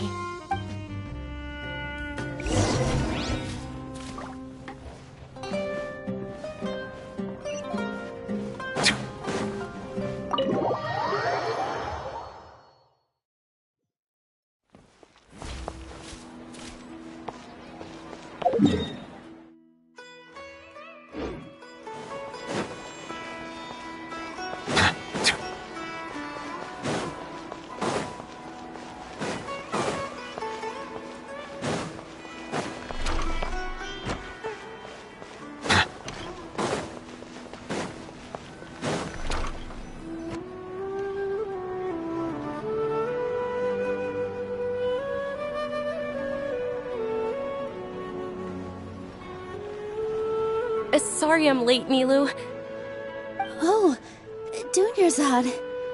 It was taking you so long that I assumed you got trapped at home. Uh-oh. But if Dia's here, that means you got caught, right? You could say that, but everything worked out. Not completely. Oh, and who are these two? Oh, meet the Traveler and Paimon, my two newest friends. They're visitors who just arrived at Sumeru City, and are looking— So you're followers from another land? That's wonderful. You two absolutely mustn't miss the Sub-Zerus festival. By the way, Dunyarzad, we've already started decorating the Grand Bazaar. It looks spectacular, thanks to your generous contribution. You're very welcome. It's the only thing I could do. Do you still have enough Mora? Probably? But don't sweat it. We've already finished renovating the stage.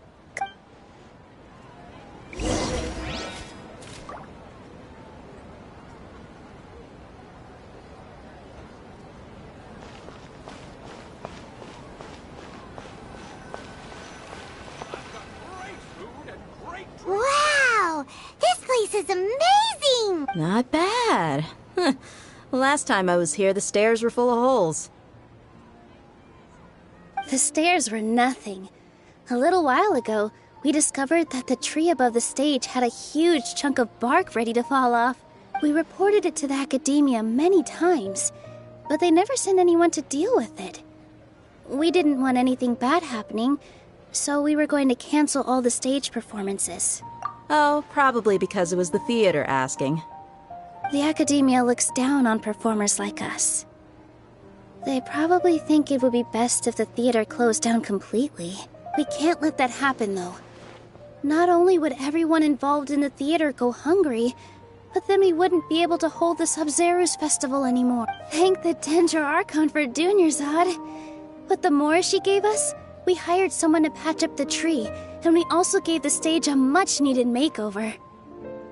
The stage is going to be even prettier when it's festival time. And I can't wait to see you on the stage. You've been practicing so long already. It's almost time for your dream to become reality. It's our dream. I'll do my best for the two of us. Nilou, what are you gonna be doing at the festival? She'll be dancing the dance of Sub-Zerus, the most important performance at the Sub-Zerus festival. Dunyarzad, have you told him the origin of this holiday? I only told them about the Greater Lord and Lesser Lord so far. Okay. Then I'll tell you two about how this holiday came to be. According to legend, the Sub-Zerus festival was originally the Goddess of Flowers' birthday celebration for the Greater Lord. A long, long time ago, on one of Greater Lord Rukkhadevata's birthdays, her friends threw her a celebratory banquet. Some of the gods got drunk. One started playing music, and the Greater Lord started singing, so the Goddess of Flowers began to dance.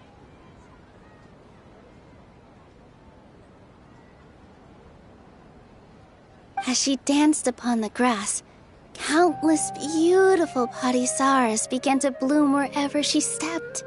Those brilliant purple flowers became her dazzling stage. All the gods clamored, "Oh, if only time could stop at this very moment." Of course they did. When people mention the gods, they always think of the Archon War. But Sumeru's gods also had happy times. Although they aren't around anymore, they're preserved in our tradition of dance. This outfit I'm wearing is apparently based on how the Goddess of Flowers looked. Though we're just tiny people compared to the divine, we still have to do our best to make sure that the birthday girl feels loved on her special day. Nilou, you of all people will definitely be able to convey our well wishes to the Dendro Archon. I also noticed that you went the extra mile and scattered Patisaras around the stage. They symbolize the goddess of flowers, after all. Yeah. The Greater Lord brought forth Patisaras in memory of the goddess of flowers. But she ultimately could never truly replicate that beautiful purple. Thinking about the goddess of flowers dance makes me wish I could have seen it. If my stage were anything like that, I'd be thrilled if I had just 2 real Patisaras on the stage. So, Traveler and Paimon? All of Lesser Lord Kusanali's followers will be there for her birthday. It'll be a Ooh, Paimon thinks that's a great idea!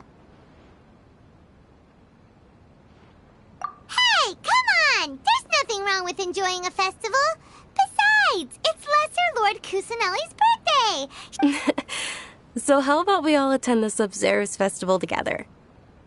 Dunyarzad, let me show you which stage decorations we've picked out so far.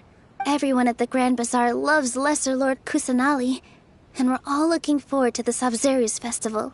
In that case, we'll take a look around.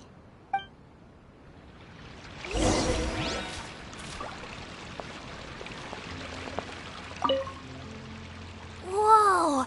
What's with your yellow hair? And why do your clothes look so funny? Did you know that the Sub-Zerus festival is about to happen?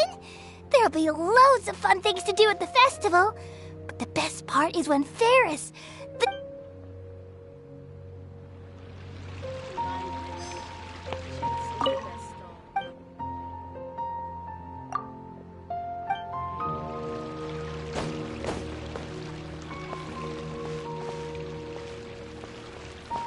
Huh. Revamping the stage for the festival couldn't have been easy, that's for sure. I don't know much about the Grand Bazaar, but I do know that the residents here have a penchant for song and dance. 2 things that the Academia doesn't particularly approve of. Oh, and the perfume sold around here is a lot better than what you'll find elsewhere. I mean, that's what I've heard at least.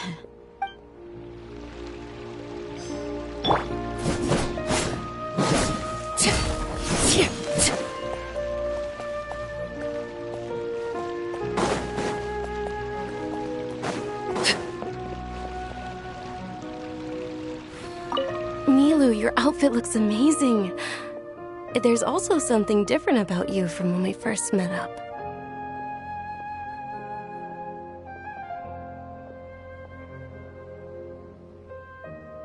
I thought I'd add a little extra pizzazz to my dress for the festival. Wow, did you sew all that yourself? Uh-huh.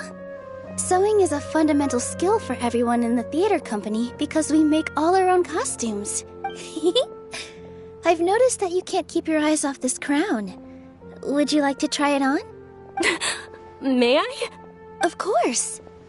The legends say that the goddess of flowers had beautiful horns on her head, so this crown was made to reflect that. Dunyarzad, you look absolutely stunning with it on. It's like I'm looking at the goddess of flowers herself.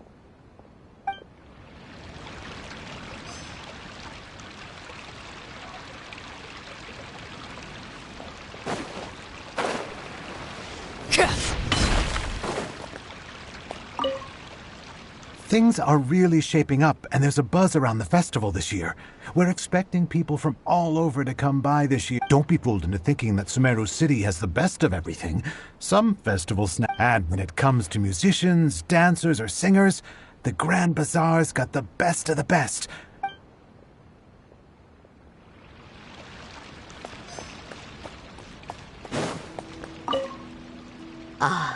Dancing at the Sub-Zerus as a child. I even asked my grandmother why we performed the dance for the Lesser Lord when it was originally done to honor the Greater Lord. My grandmother said that Greater Lord Rukkhadevata is a beloved deity and honored by all. And Lesser Lord Kusanali is too. The Sub-Zerus festival has been losing its appeal over the years. That is, until a wealthy benefactor stepped in this year and brought the festival back to life.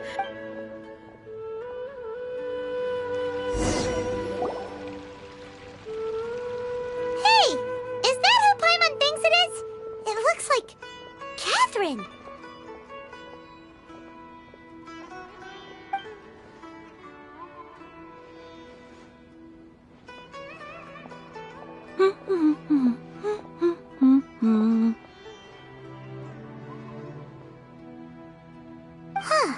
Come to think of it, Paimon's only ever seen her behind the counter at the Adventurers Guild.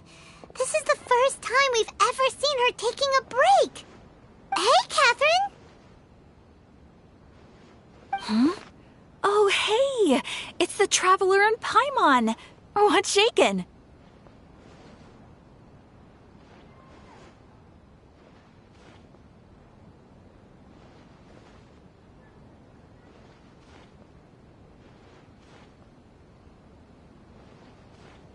Whoa! Break time Catherine sure sounds a lot less formal than usual. Paimon was still waiting for her to say Ad Astra Abyssosk. Sure. Standing behind the counter at the Adventurers Guild doesn't require any complicated functions. But saying and doing the same old things over and over again can get pretty monotonous. But take you two, for example. You travel across Tevat to enrich your lives and gain new experiences. Well, we enjoy traveling across Tevat and all that, but we're mainly looking for clues about his sister. Yes, you should keep searching. Sometimes the answers we're looking for aren't necessarily at our intended destination. Huh. Haven't we heard someone say something pretty similar recently? No, not particularly. I guess you could say that I'm loving the recent atmosphere here. Oh, it looks like it's about time for me to be heading back now. Alright, we'll see you next time at the Adventurers Guild. Oh, by the way, thanks for connecting us with the Eremites. I'm sure you two will get along well with the people here. You've already been blessed by the element of Dendro after all. See you around.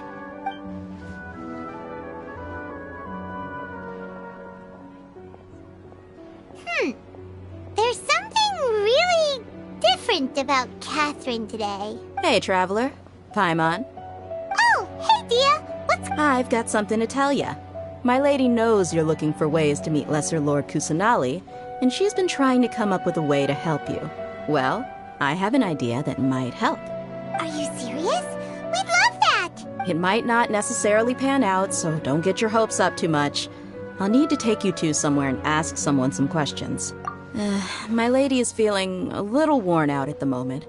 Nilu's found a place for her to rest. Sounds like a plan! Let's head over to the Citadel of Rexar and wait for Dia! I've got...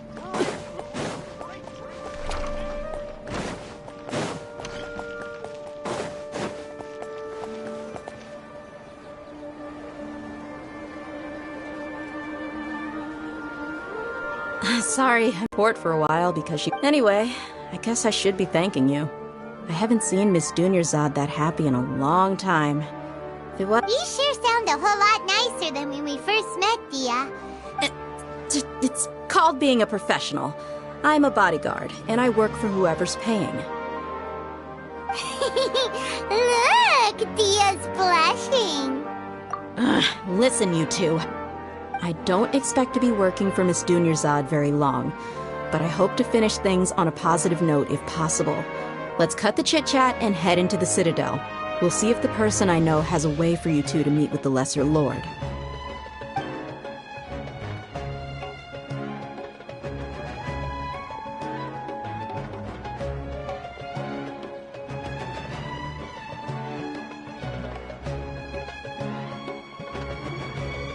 Oh, hey, Chief.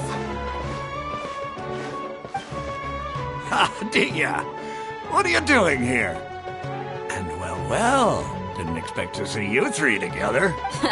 I take it you all know each other already? Mm-hmm. We met this morning after the Adventurers Guild pointed us to Ozfon for more info. No kidding. Huh. So, where's Ruksha? I thought I'd help these two out by asking about the theft. Ruksha's gone over to the Academia. The Grand Sage recently ordered Sumeru City to begin bolstering its defenses, so people from all over have been called back to the city. Since you've already mentioned the theft, I suppose I might as well... Appreciate it, Chief. Theft? Sorry, what the heck are you guys talking about? Just recently, the Academia lost something, and there's a chance the item is connected with the Dendro Archon. I suppose that's one way to look at it. But if you ask me, the case is more about the Academia than anything else. Let me fill you in. The Academia recently sent a convoy to pick up an important package from Aru village. Word got out. The Grand Sage took the whole matter very seriously. Not only did he dispatch the Matra, but also enlisted our help in the search for leads. All we know so far is that whatever was stolen is current. You two have heard of Port Ormos, haven't you? It's the largest commercial port in all of Sumeru. You can travel there by leaving Sumeru City and heading south along the river. The Academia's grip isn't long enough to reach all the way to Port Ormos, so the city's a little more laid back. Apparently what was lost has a great deal to do with the Akasha, knowledge, and even the gods. If you're interested, maybe you could head to Port Ormos and ask around yourselves. If you want my advice, try introducing yourselves as students of the... Are you serious, Chief? All the Academia students are in Sumeru City, you know. Why should they pretend to be students in Port Ormos? If you're also interested, just go there and see what happens. Count me out. I've got plenty of work to do here for the Homayani family. And take it from me, if you two really do decide to visit Port Ormos, there are even some extremists who go around shouting slogans like, "Retake Sumeru for King Deshret." Word is that more and more are joining their movement. You bet they are. King Deshret's been dead for thousands of years. Not everyone's like you, Chief. Even the desert natives who abandoned their homes in the wilderness still wish to have a god of their own. Well, Traveler, that's about all the information we have for you. Thanks, Dia! And you too, Osfond! Since we've gathered all we could for the moment in Sumeru City, let's head to Port Ormos and see what we can find next. Miss Dunyarzad is looking forward to seeing you both at the Sub-Zerus Festival, so be sure to get yourselves back here in time for that. Good. Then we'll see you both at the Sub-Zerus Festival.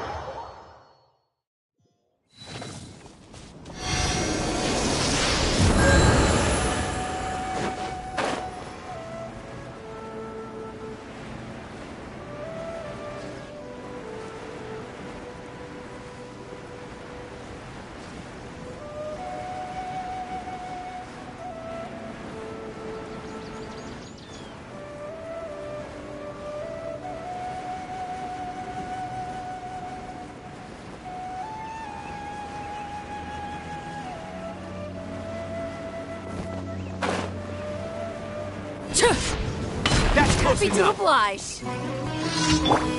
Silence!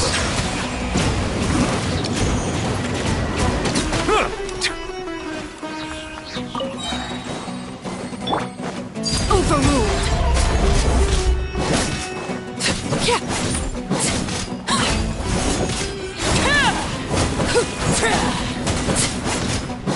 I'll be back.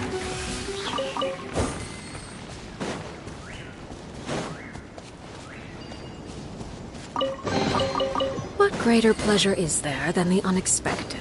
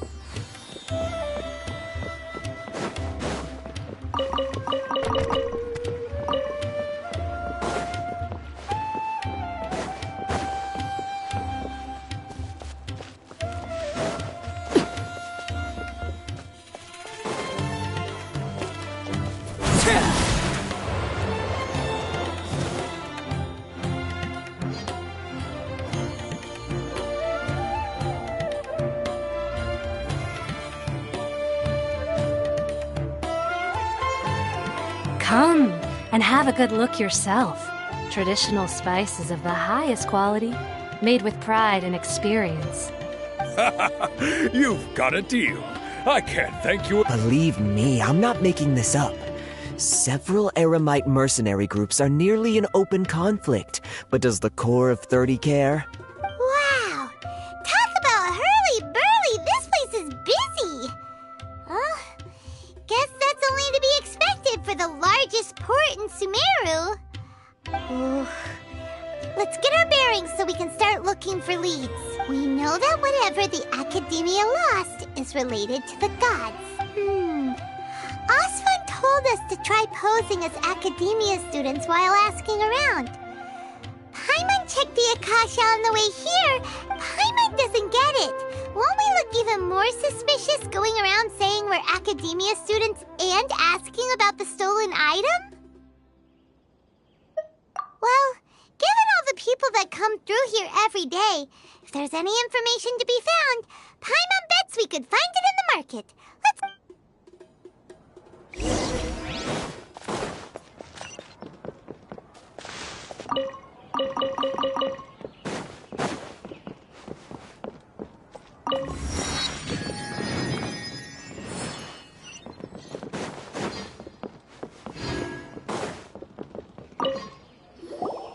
Welcome. Welcome.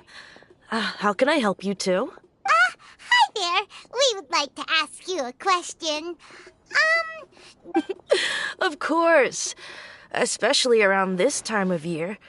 Students from Sumeru City that are about to graduate often come to Port Ormos to cut loose. Many people often talk about how hard it is to get accepted into the academia, let alone graduate.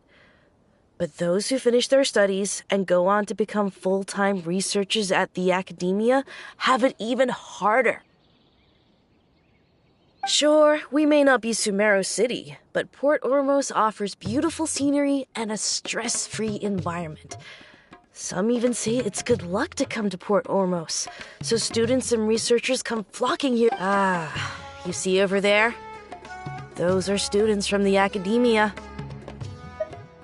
They've been looking worried and miserable ever since they got here a few days ago.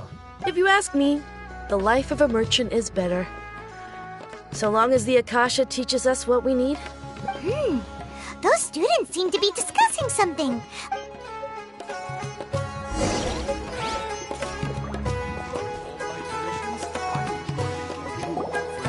It's no good.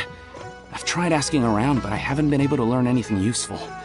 Not to mention that a bunch of scary-looking Eremite mercenaries have been posted along the streets now. There's been a lot of fighting between the different Eremite factions in Port Ormos. If we choose to move on our own, then it would be wise to steer clear of them. Especially the group that's constantly shouting some stuff about King Deshret and some resurrection. I've even heard that the Citadel of Regzar is starting to get fed up with them. What was that group called again? Ein something or other? They're called Ein El Akhmar. Today, I heard that the thing we're after might be in their possession at the moment. Wait, come again? Don't you see? Many of the Eremites in Port Ormos deal with trading this kind of thing. They're usually pretty wary of outsiders, but not so with students of the academia. It's because the kind of goods that students are looking for aren't the kind of goods that Eremites are after. As long as they know you're a student. I've heard that Ein al-Hakmar likes to set up shop at the Jafar Tavern. Supposedly, if you're willing to part with 500,000 Mora, they'll give you info on anything.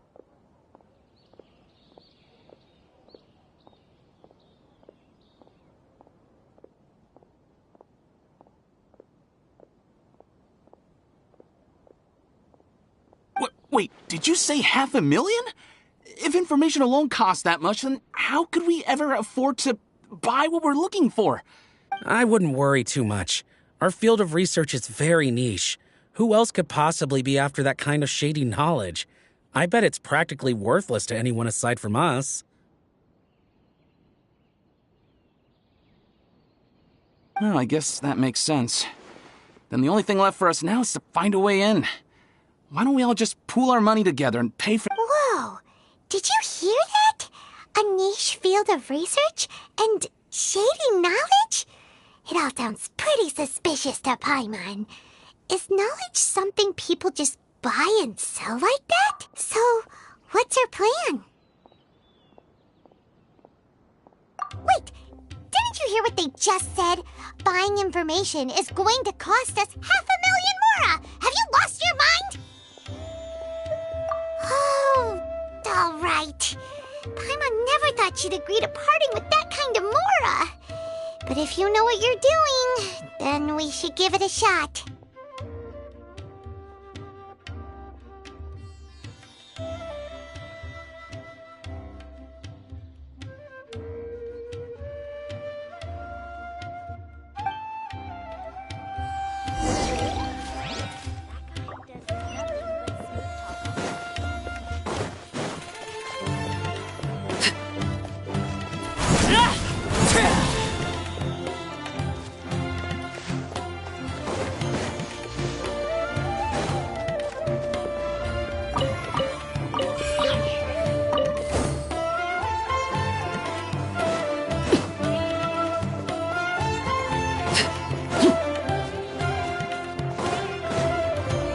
This is the place we heard those students talking about.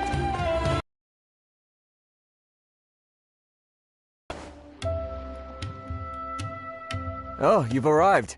Please, take a seat. So, they think that they can go toe-to-toe with the boss? Huh! Once we reclaim the power of King Deshret, they'll be the first that the boss punishes. They're nothing to be afraid of. Our main rival now is the Caracal Battalion. They've also amassed a significant amount of mora this time, so we... How can the Caracal Battalion compete with the boss when they're nothing but a bunch of money-grubbing opportunists out for a quick mora? Yeah, with boss's fervent devotion, he'll be able to use this power to bring our god back this time. Huh. All these guys talk about is King Deshret. Greater Lord Ruka Devata. That traitor and her followers must not be spared. The day will come when King Deshret exacts vengeance on Sumeru, and all of them shall be punished. Yeah, Paimon was wondering what they meant too.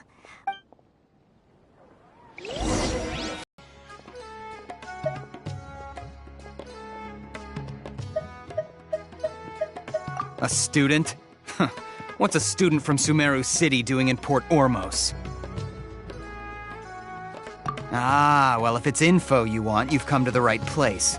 The question is, can you afford it?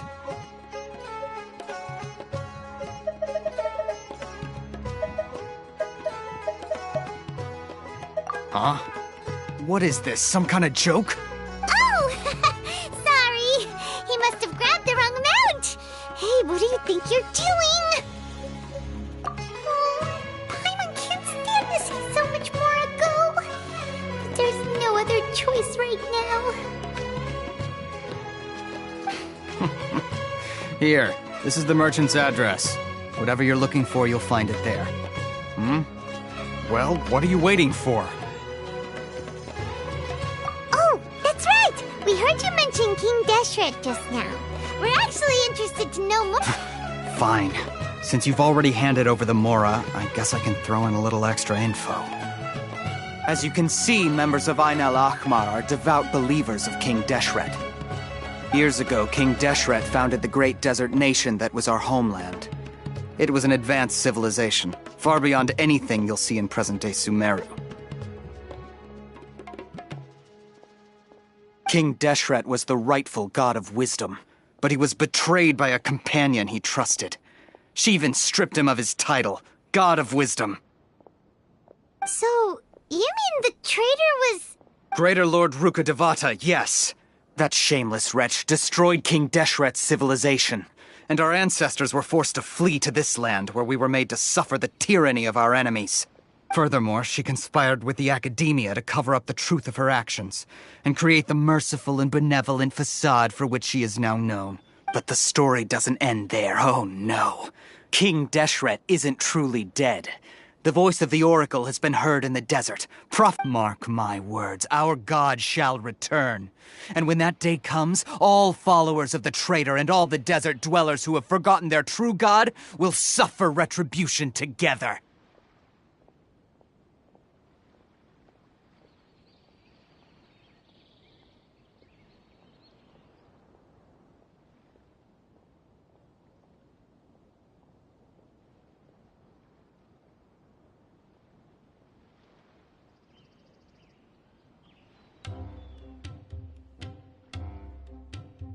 If what I'm saying makes you shiver with fear, it might not be too late for you to become a believer of King Deshret. I don't have anything to say to you academia people about that. I think this conversation has reached its end. Not just yet. This man is a fraud.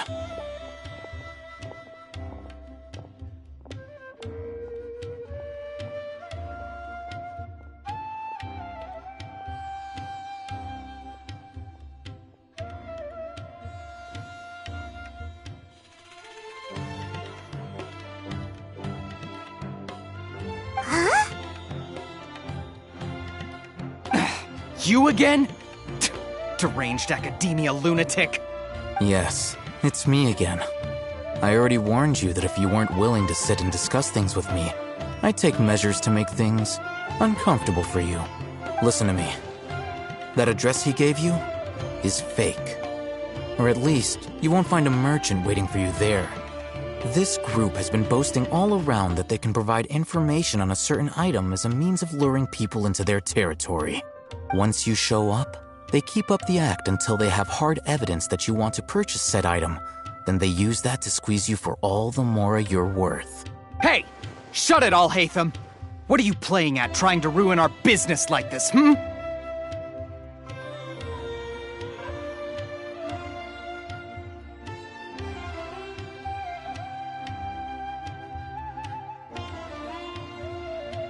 I told you the other day. I wish to discuss my terms with your boss. Ha! The boss made it perfectly clear that he won't negotiate with you. Yes, and in no uncertain terms. But I'm warning you, don't push us, or this could get ugly. We don't usually get rough with people from the academia because it just complicates things. If you're suggesting that we escalate this from a verbal exchange to a physical one, I accept. After all, even the Archons used war to negotiate the ownership of Tevat.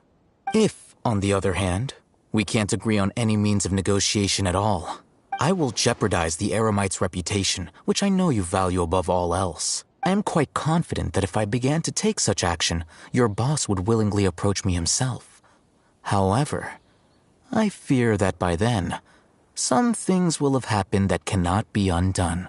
Also, a word of advice. I suggest you tell your boss exactly... What did you say? Consider this. Have I ever failed to follow through on my word in the past? This guy is really out of his mind. Okay then. If you really have a death wish, let's meet a week from today. The pier in front of the Pharos Lighthouse, 4 o'clock in the afternoon, sharp. Don't expect us to hold back. Not so fast. First, you return the 500,000 mora to them.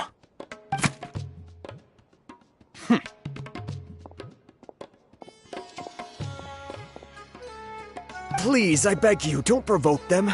We can't afford any trouble with this crowd. They haven't even paid for their food yet.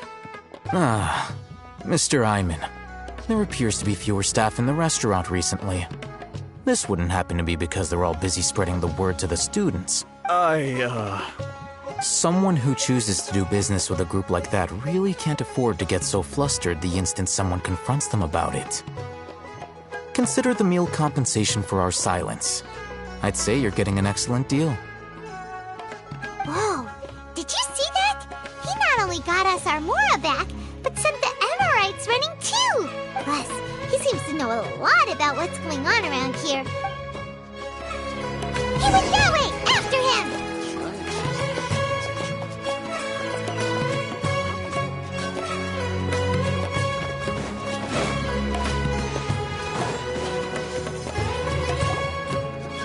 Wait up! It's Al-Hatham, right?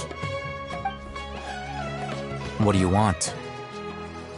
No need for thanks. My goal was to get to them, and you two gave me just the opportunity I needed. We're even. Oh, I advise you to keep your distance from them, since they weren't able to make off with your Mora in the end.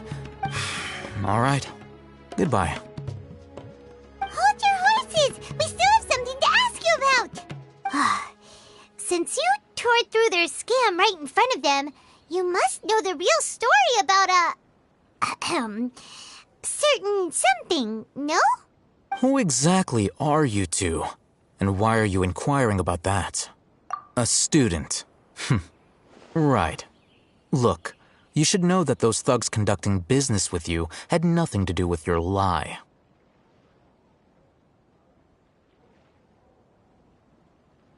Huh? Oh, yeah! He's really strong! Weren't you saying something about a physical exchange? He doesn't even have a vision. Forget it. Maybe not, but he can still use elemental energy. Otherwise, there's no way we'd go asking for info from Ein. Those high-headed thugs are definitely gonna bring a lot of backup for your next meeting.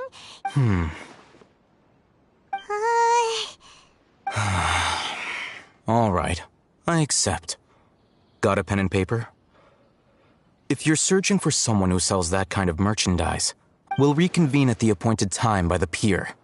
It doesn't matter if you show up or not. So, since you were happy to give us this merchant's information... You were willing to part with 500,000 mora for something and you didn't even know what it was? Okay. Well, if you truly are as skilled as you claim, then you can beat the answer out of them when they become hostile. Look, if you've been making inquiries, then you have to know something by now. Tell me what you know so far, so I don't waste time repeating information.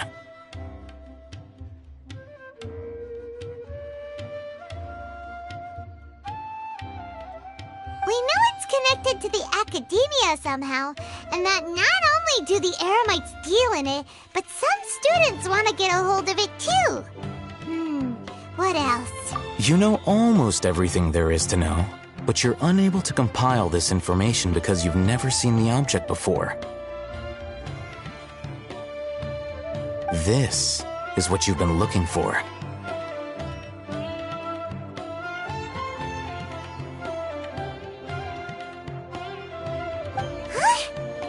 Paimon can't tell what it is. It looks like some kind of ornament. This is a knowledge capsule. To put it simply, it's a vessel that can store a fixed quantity of canned knowledge. Anyone who links it to their personal Akasha terminal instantly becomes privy to its contents. Correct. Anyone. Unlike the Akasha, which heavily regulates who can access what information, knowledge capsules confer their contents without any requisites. That's amazing! It's essentially a convenient and harmless vestibule for knowledge. Unfortunately, it's illegal in Sumeru to privately possess or they were created as a means for scholars to transfer knowledge gained from Irminsul into the Akasha, and are intended to be destroyed immediately after use. But despite strict regulations, some of these knowledge capsules will always escape destruction. After all, there will always be those in this world who are dissatisfied with life as designed for them by the Akasha. Over the past century, a wide variety of canned knowledge has been leaked from the academia. Now, in Port Ormos, the valuable ones are a means to mora for the Eremites. Meanwhile, those which the Eremites deem to be useless to them occasionally prove useful to the common citizens and hapless academia students. Well, I think that about sums it up. Oh, so that's your true objective. With our current arrangement, I don't believe I can offer an answer.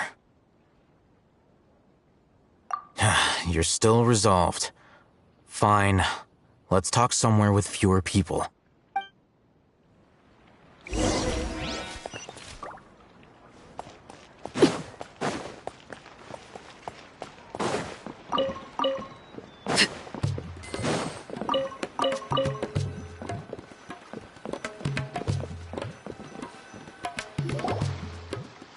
Let's continue our conversation here.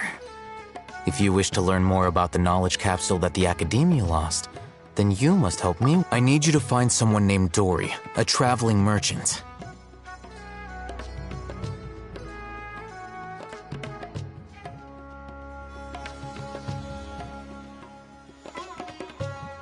Unlike the peddlers who hawk inferior knowledge capsules, she often has quality goods in stock.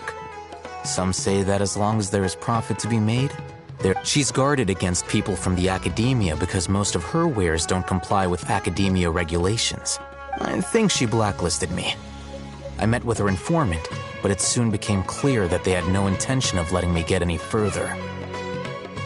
Become one of Dory's customers and earn her trust. This is my condition for further collaboration.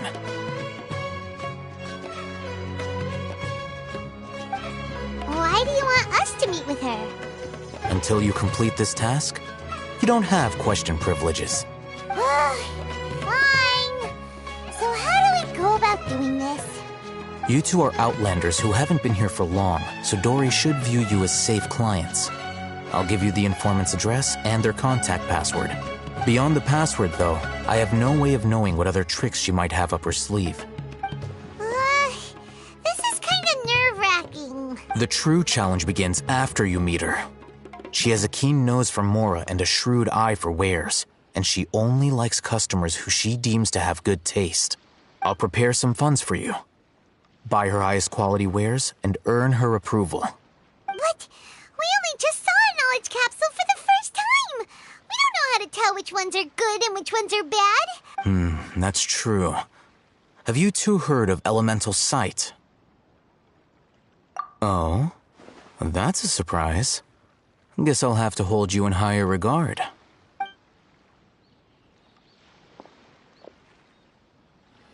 Here are 2 knowledge capsules. Tell me, can you detect any difference in their quality?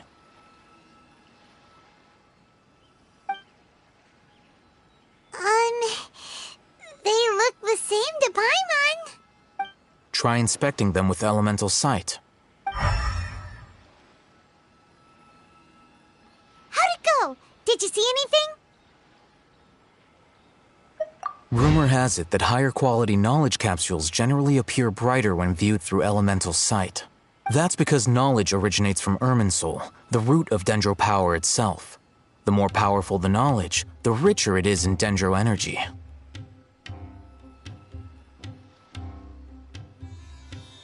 However, some canned knowledge with a high concentration of elemental energy is of little use in contemporary times, so those capsules are of little value. Using elemental sight is merely a stopgap measure, but it should suffice for earning Dory's trust. That sounds pretty impressive. Here's a sheet with the informant's location and contact password, and here is the Mora for purchasing canned knowledge. Don't be cheap. You'll need to spend to catch Dory's eye. If there's any Mora left over, just keep it. Oh, and be sure to exercise some caution. There have been Matra present in Port Ormos lately. Matra? They belong to the Academia's regulatory body. They also handle cases of illegal canned knowledge transactions. Like I said, the Academia has banned both their trade and possession. The Matra are razor sharp. You're in for nothing good if they lock their sights onto you. If you two want to back out, now— Okay, then we have a deal. If you succeed in your dealings with Dory, come find me at the Wikela Funduk. Looking at what Al-Haytham wrote, Dory's informant is a trader near Old Ormos. Let's follow these instructions and try to get in contact with him.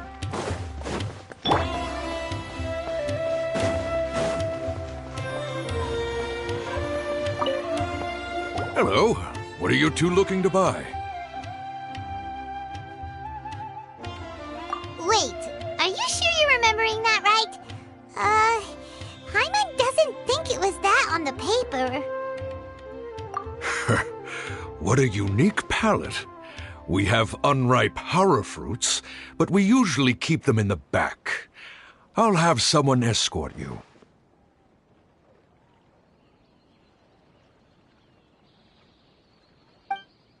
Following the paper got us past the first round. Ronak, these two want to buy unripe hara fruits. Got it. You two, please follow me. You two have a fascinating fashion sense. We haven't seen a customer wearing a Sumeru rose for quite some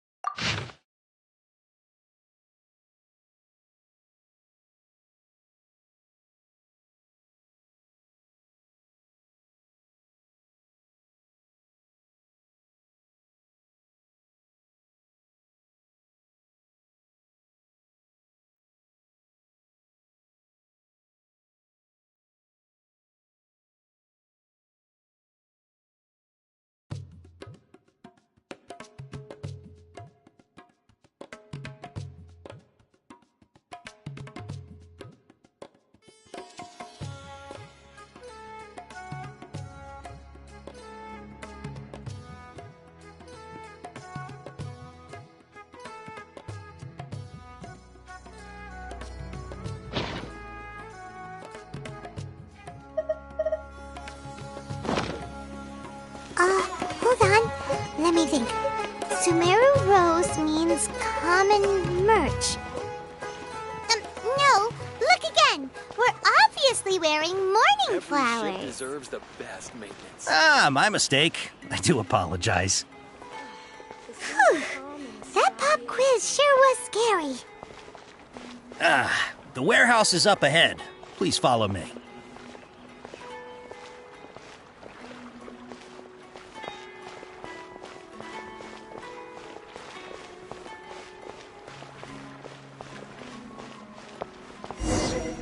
Before I retrieve your products, I need to confirm a few things.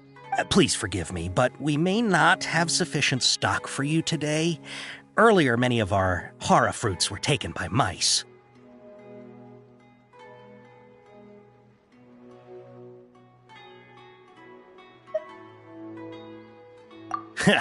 Thanks. If better goods come in, you'll be the first to know. You look like you have some skill. Why don't I pick out some fruits that'll make you dizzy? No, that's not it. The paper said that heat stroke is the answer to erudition. Ugh, eating something that causes heat stroke sounds horrible. I'm sorry. But as things currently stand, we won't be able to fulfill your order. Why don't you two think things over?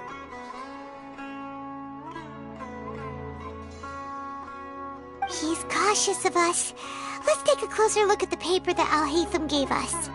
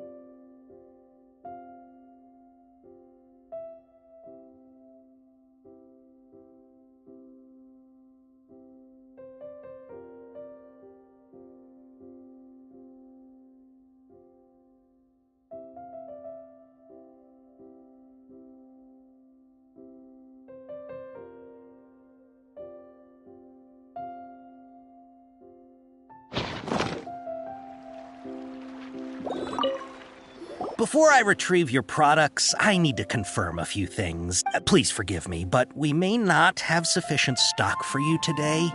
Earlier, many of our hara fruits were taken by mice.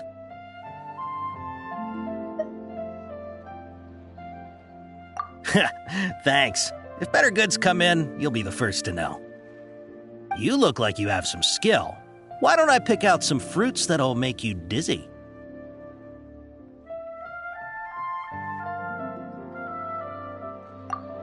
Yep, that's the right answer. But eating hara fruit that makes your head and ears ring? Would you like your hara fruits to be packaged in the Sumeru City or Port Ormos style? Wow, you two sure are generous customers. We'll be sure to package your products beautifully. Okay, everything has been confirmed. Miss Dory is waiting for you up at... Shoot, it's the Matra! Run! What? The matcha? Where? Hatham said we're done for if they catch us. We gotta get out of here. We don't know this area, so let's follow that informant.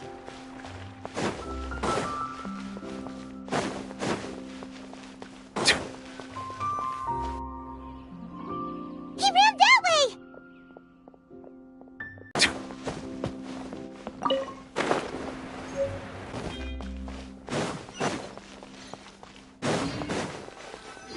Look, he's over there!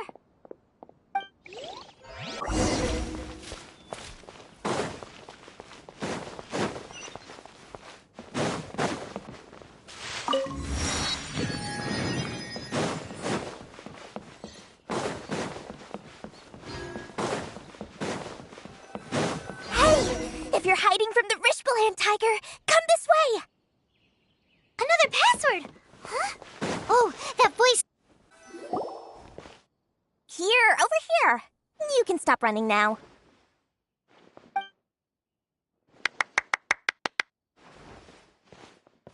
So you were the one who was calling out to us just now. But, are we definitely gonna be safe here? These two good customers wish to buy some horror fruit, Miss Dory. And if there's nothing else, I'll... Oh, very good. Huh? Wait, you're Dory? Paimon sure thought you'd look a whole lot scarier. Hey, what are you trying to say, Princess Pea-Brain? I can be scary enough when I need to be, believe you me. But it seems you two have actually done pretty well so far. Not only did you manage to find the informant, your reactions were also pretty sharp. You don't really look... Paimon's not sure if that's supposed to be a... I can't risk doing business with people who start huffing and puffing after just a few paces. No matter how much Mora they might have. Not only will they get caught by the Matra, but they'll also get us into trouble. As decent folks trying to run an honest business. So that's why I prefer to have customers like you. It's your first time here, but don't worry, I won't ask too many questions. Even if you wish to buy enough knowledge capsules to decorate your house with, as long as you have lots of round, shiny Mora, then we're all good. Ah, yes, of course, of course. Go ahead, help yourselves. Voila! Wow, she has a trove of canned knowledge. Whew. She'd probably be in serious trouble. What kind of products do you seek, my dear customers? Don't worry, I'm not interested in your reasons for buying. Take this one, for example. An analysis of the sociological ideology and dialectics of the Hilichurls. Only 3 people in all of Tevat have ever studied it, making it extremely rare. Yeesh. Who would want to be an expert in that topic? Or how about the architectural styles and with this one, you can become an expert in historic architecture preservation and find an excellent, well-paying job in nearly... Ooh, now this sounds like it could be useful. 2 million Mora, and it's yours. Whoa! That's a lot of Mora! Of course, you are free to pick whatever your heart's desire. The contents and price of each knowledge capsule are indicated in small text on the body of each one, down at the bottom.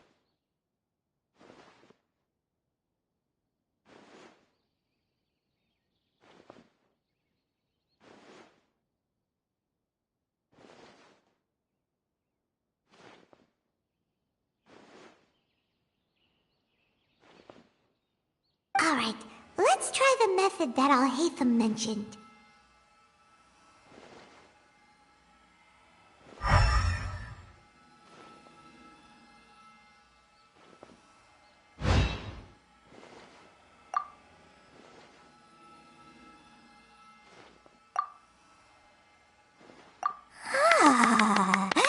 You've really got a good head on your shoulders, and quite the eye for quality.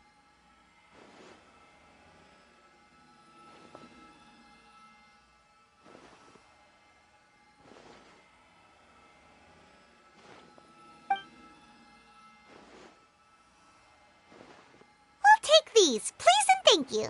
My, oh my. You are blessed with a taste for both the exquisite and the extravagant. Customers like you are a rare breed. Listen, I have a special offer for you two. If you spend just 100,000 more and more. Say what now? Hey, did you hear that? Spend another 100K and we get a capsule worth a whole million. But all the canned knowledge we just bought is easily worth 500,000 more.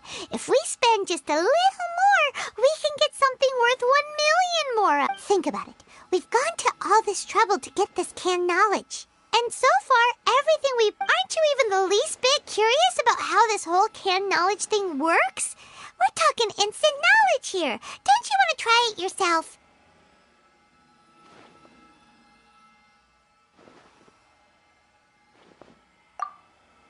Come on, you!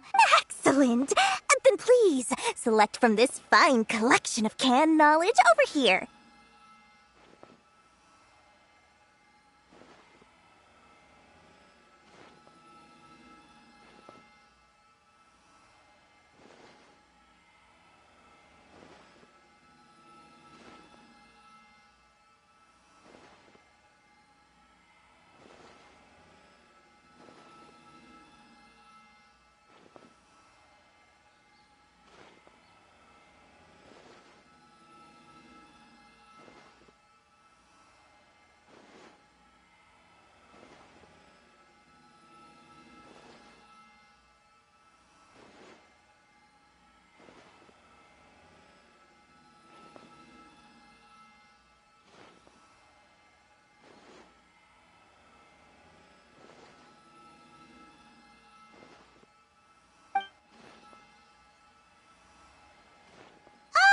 Hold on a second.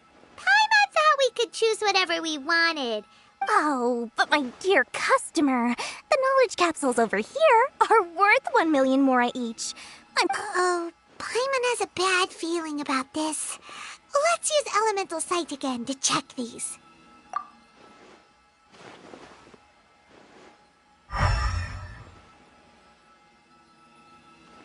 So, what did you see? So, they're all worth about the same amount? Well, anyway, the more has already been spent, so let's at least try to find something useful. Let Paimon take a look here. An introduction to traditional Sumeru brewing techniques, the art of growing spices, an overview of ancient runes. Oh, how about this one? Sword Fighting Techniques 8.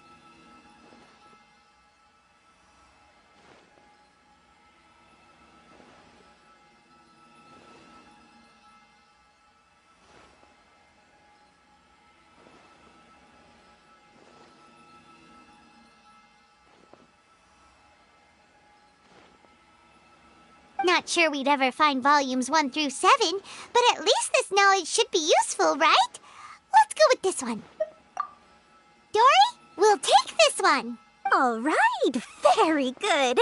I'm expecting some new goods in the next couple days, so be sure to check back again soon. Our dealings with Dory went smoothly enough. Let's head to Wakala Funduk and meet up with Alhaitham.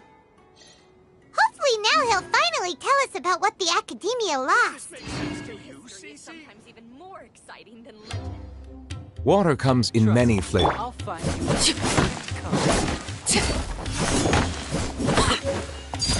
Transfixed. Bow your head. Incoming.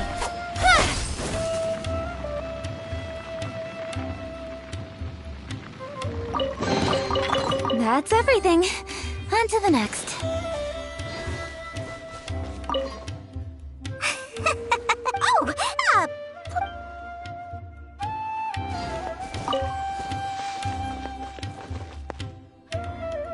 Trust me, I'll find you your perfect color.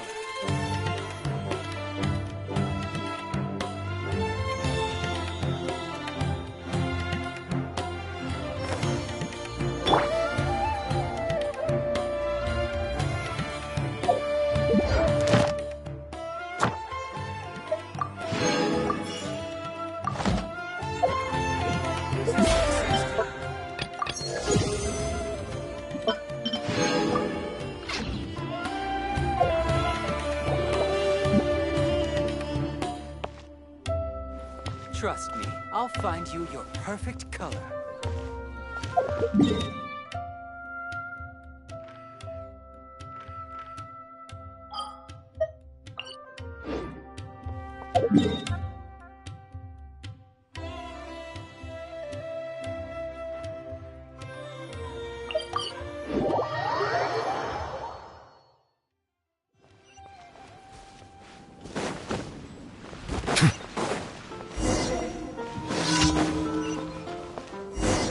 Ad Astra Abyssosk.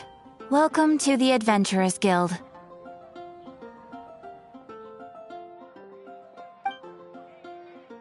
Thank you for completing.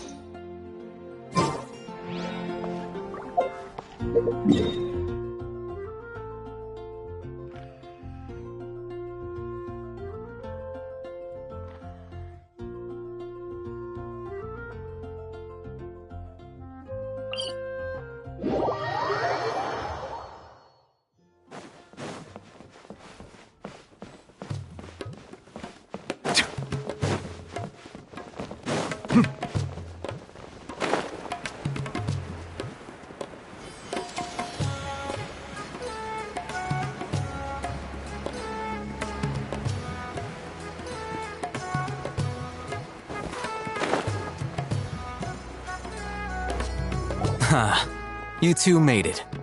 And from the looks on your faces, you were successful.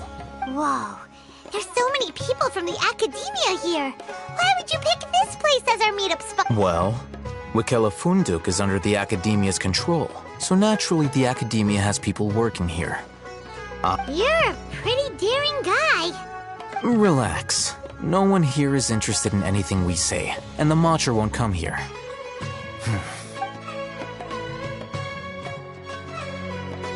Okay, we did what you asked. So, can you tell us about the knowledge capsule that the academia lost now?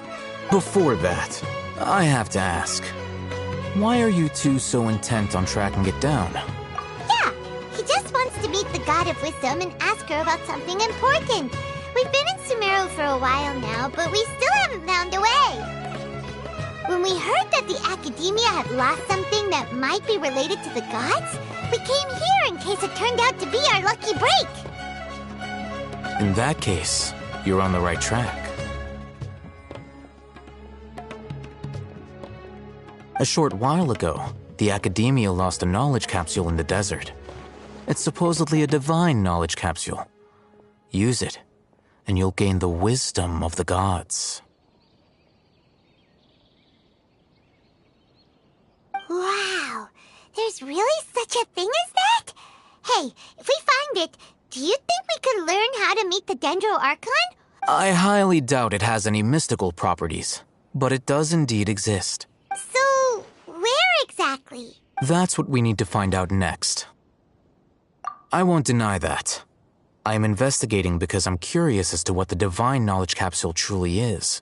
As you know, the Eremites in Port Ormos also have their eyes on it. It is an extremely precious item.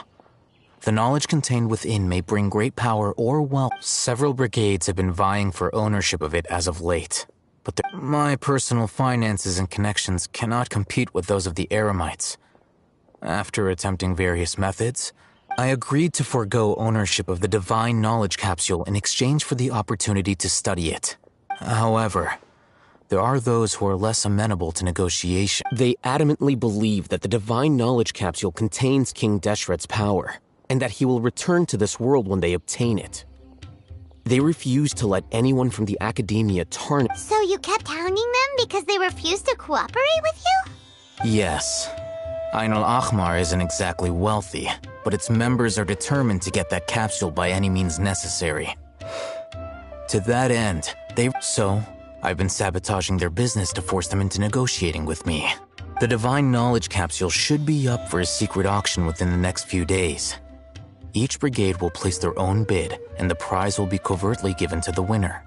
To ensure the capsule's security and to evade the Matra's notice, the winning brigade will not publicly disclose their victory. Unless I know whose hands the Divine Knowledge Capsule ends up in, Dory is the most reliable source of information, but that avenue was previously closed to me. In other words, you wanted us to befriend Dory, so you— Yes, you can say that. But this arrangement harms none of us. The day after tomorrow, go back to Dory and try to purchase information on the Divine Knowledge Capsule's whereabouts. If she has no information, wait 2 days. If I get the opportunity to study the Divine Knowledge Capsule, I will relay my findings to you. Will that suffice as compensation? Okay, then we'll meet up in 2 days. Alhaitham, before you go, we actually bought a knowledge capsule for ourselves, but— You two want to try using a knowledge capsule? Doing so right under the Academia's nose is a bit problematic, though.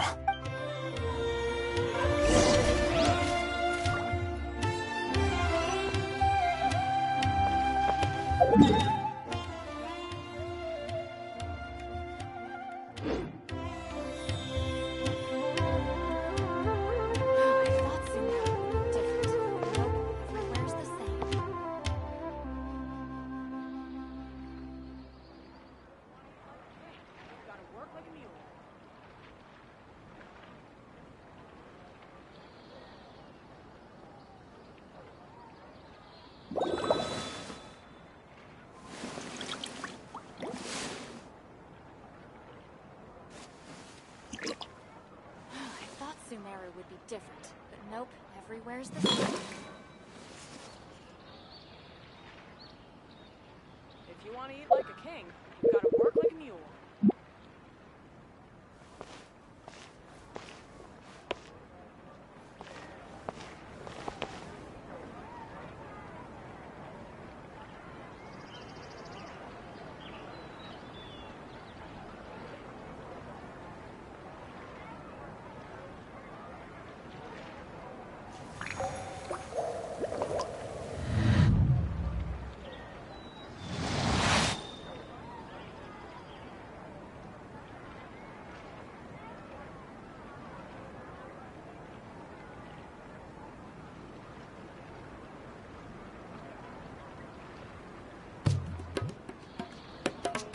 I see the value in my own work, but I also see the meaning in all the endeavors of the people of Fontaine.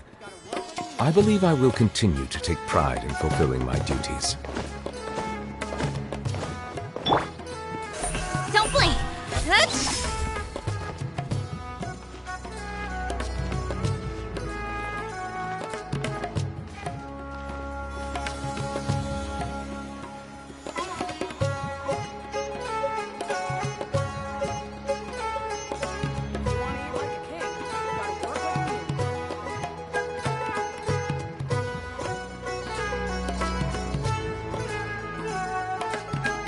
Come on, enough procrastinating. Let's go.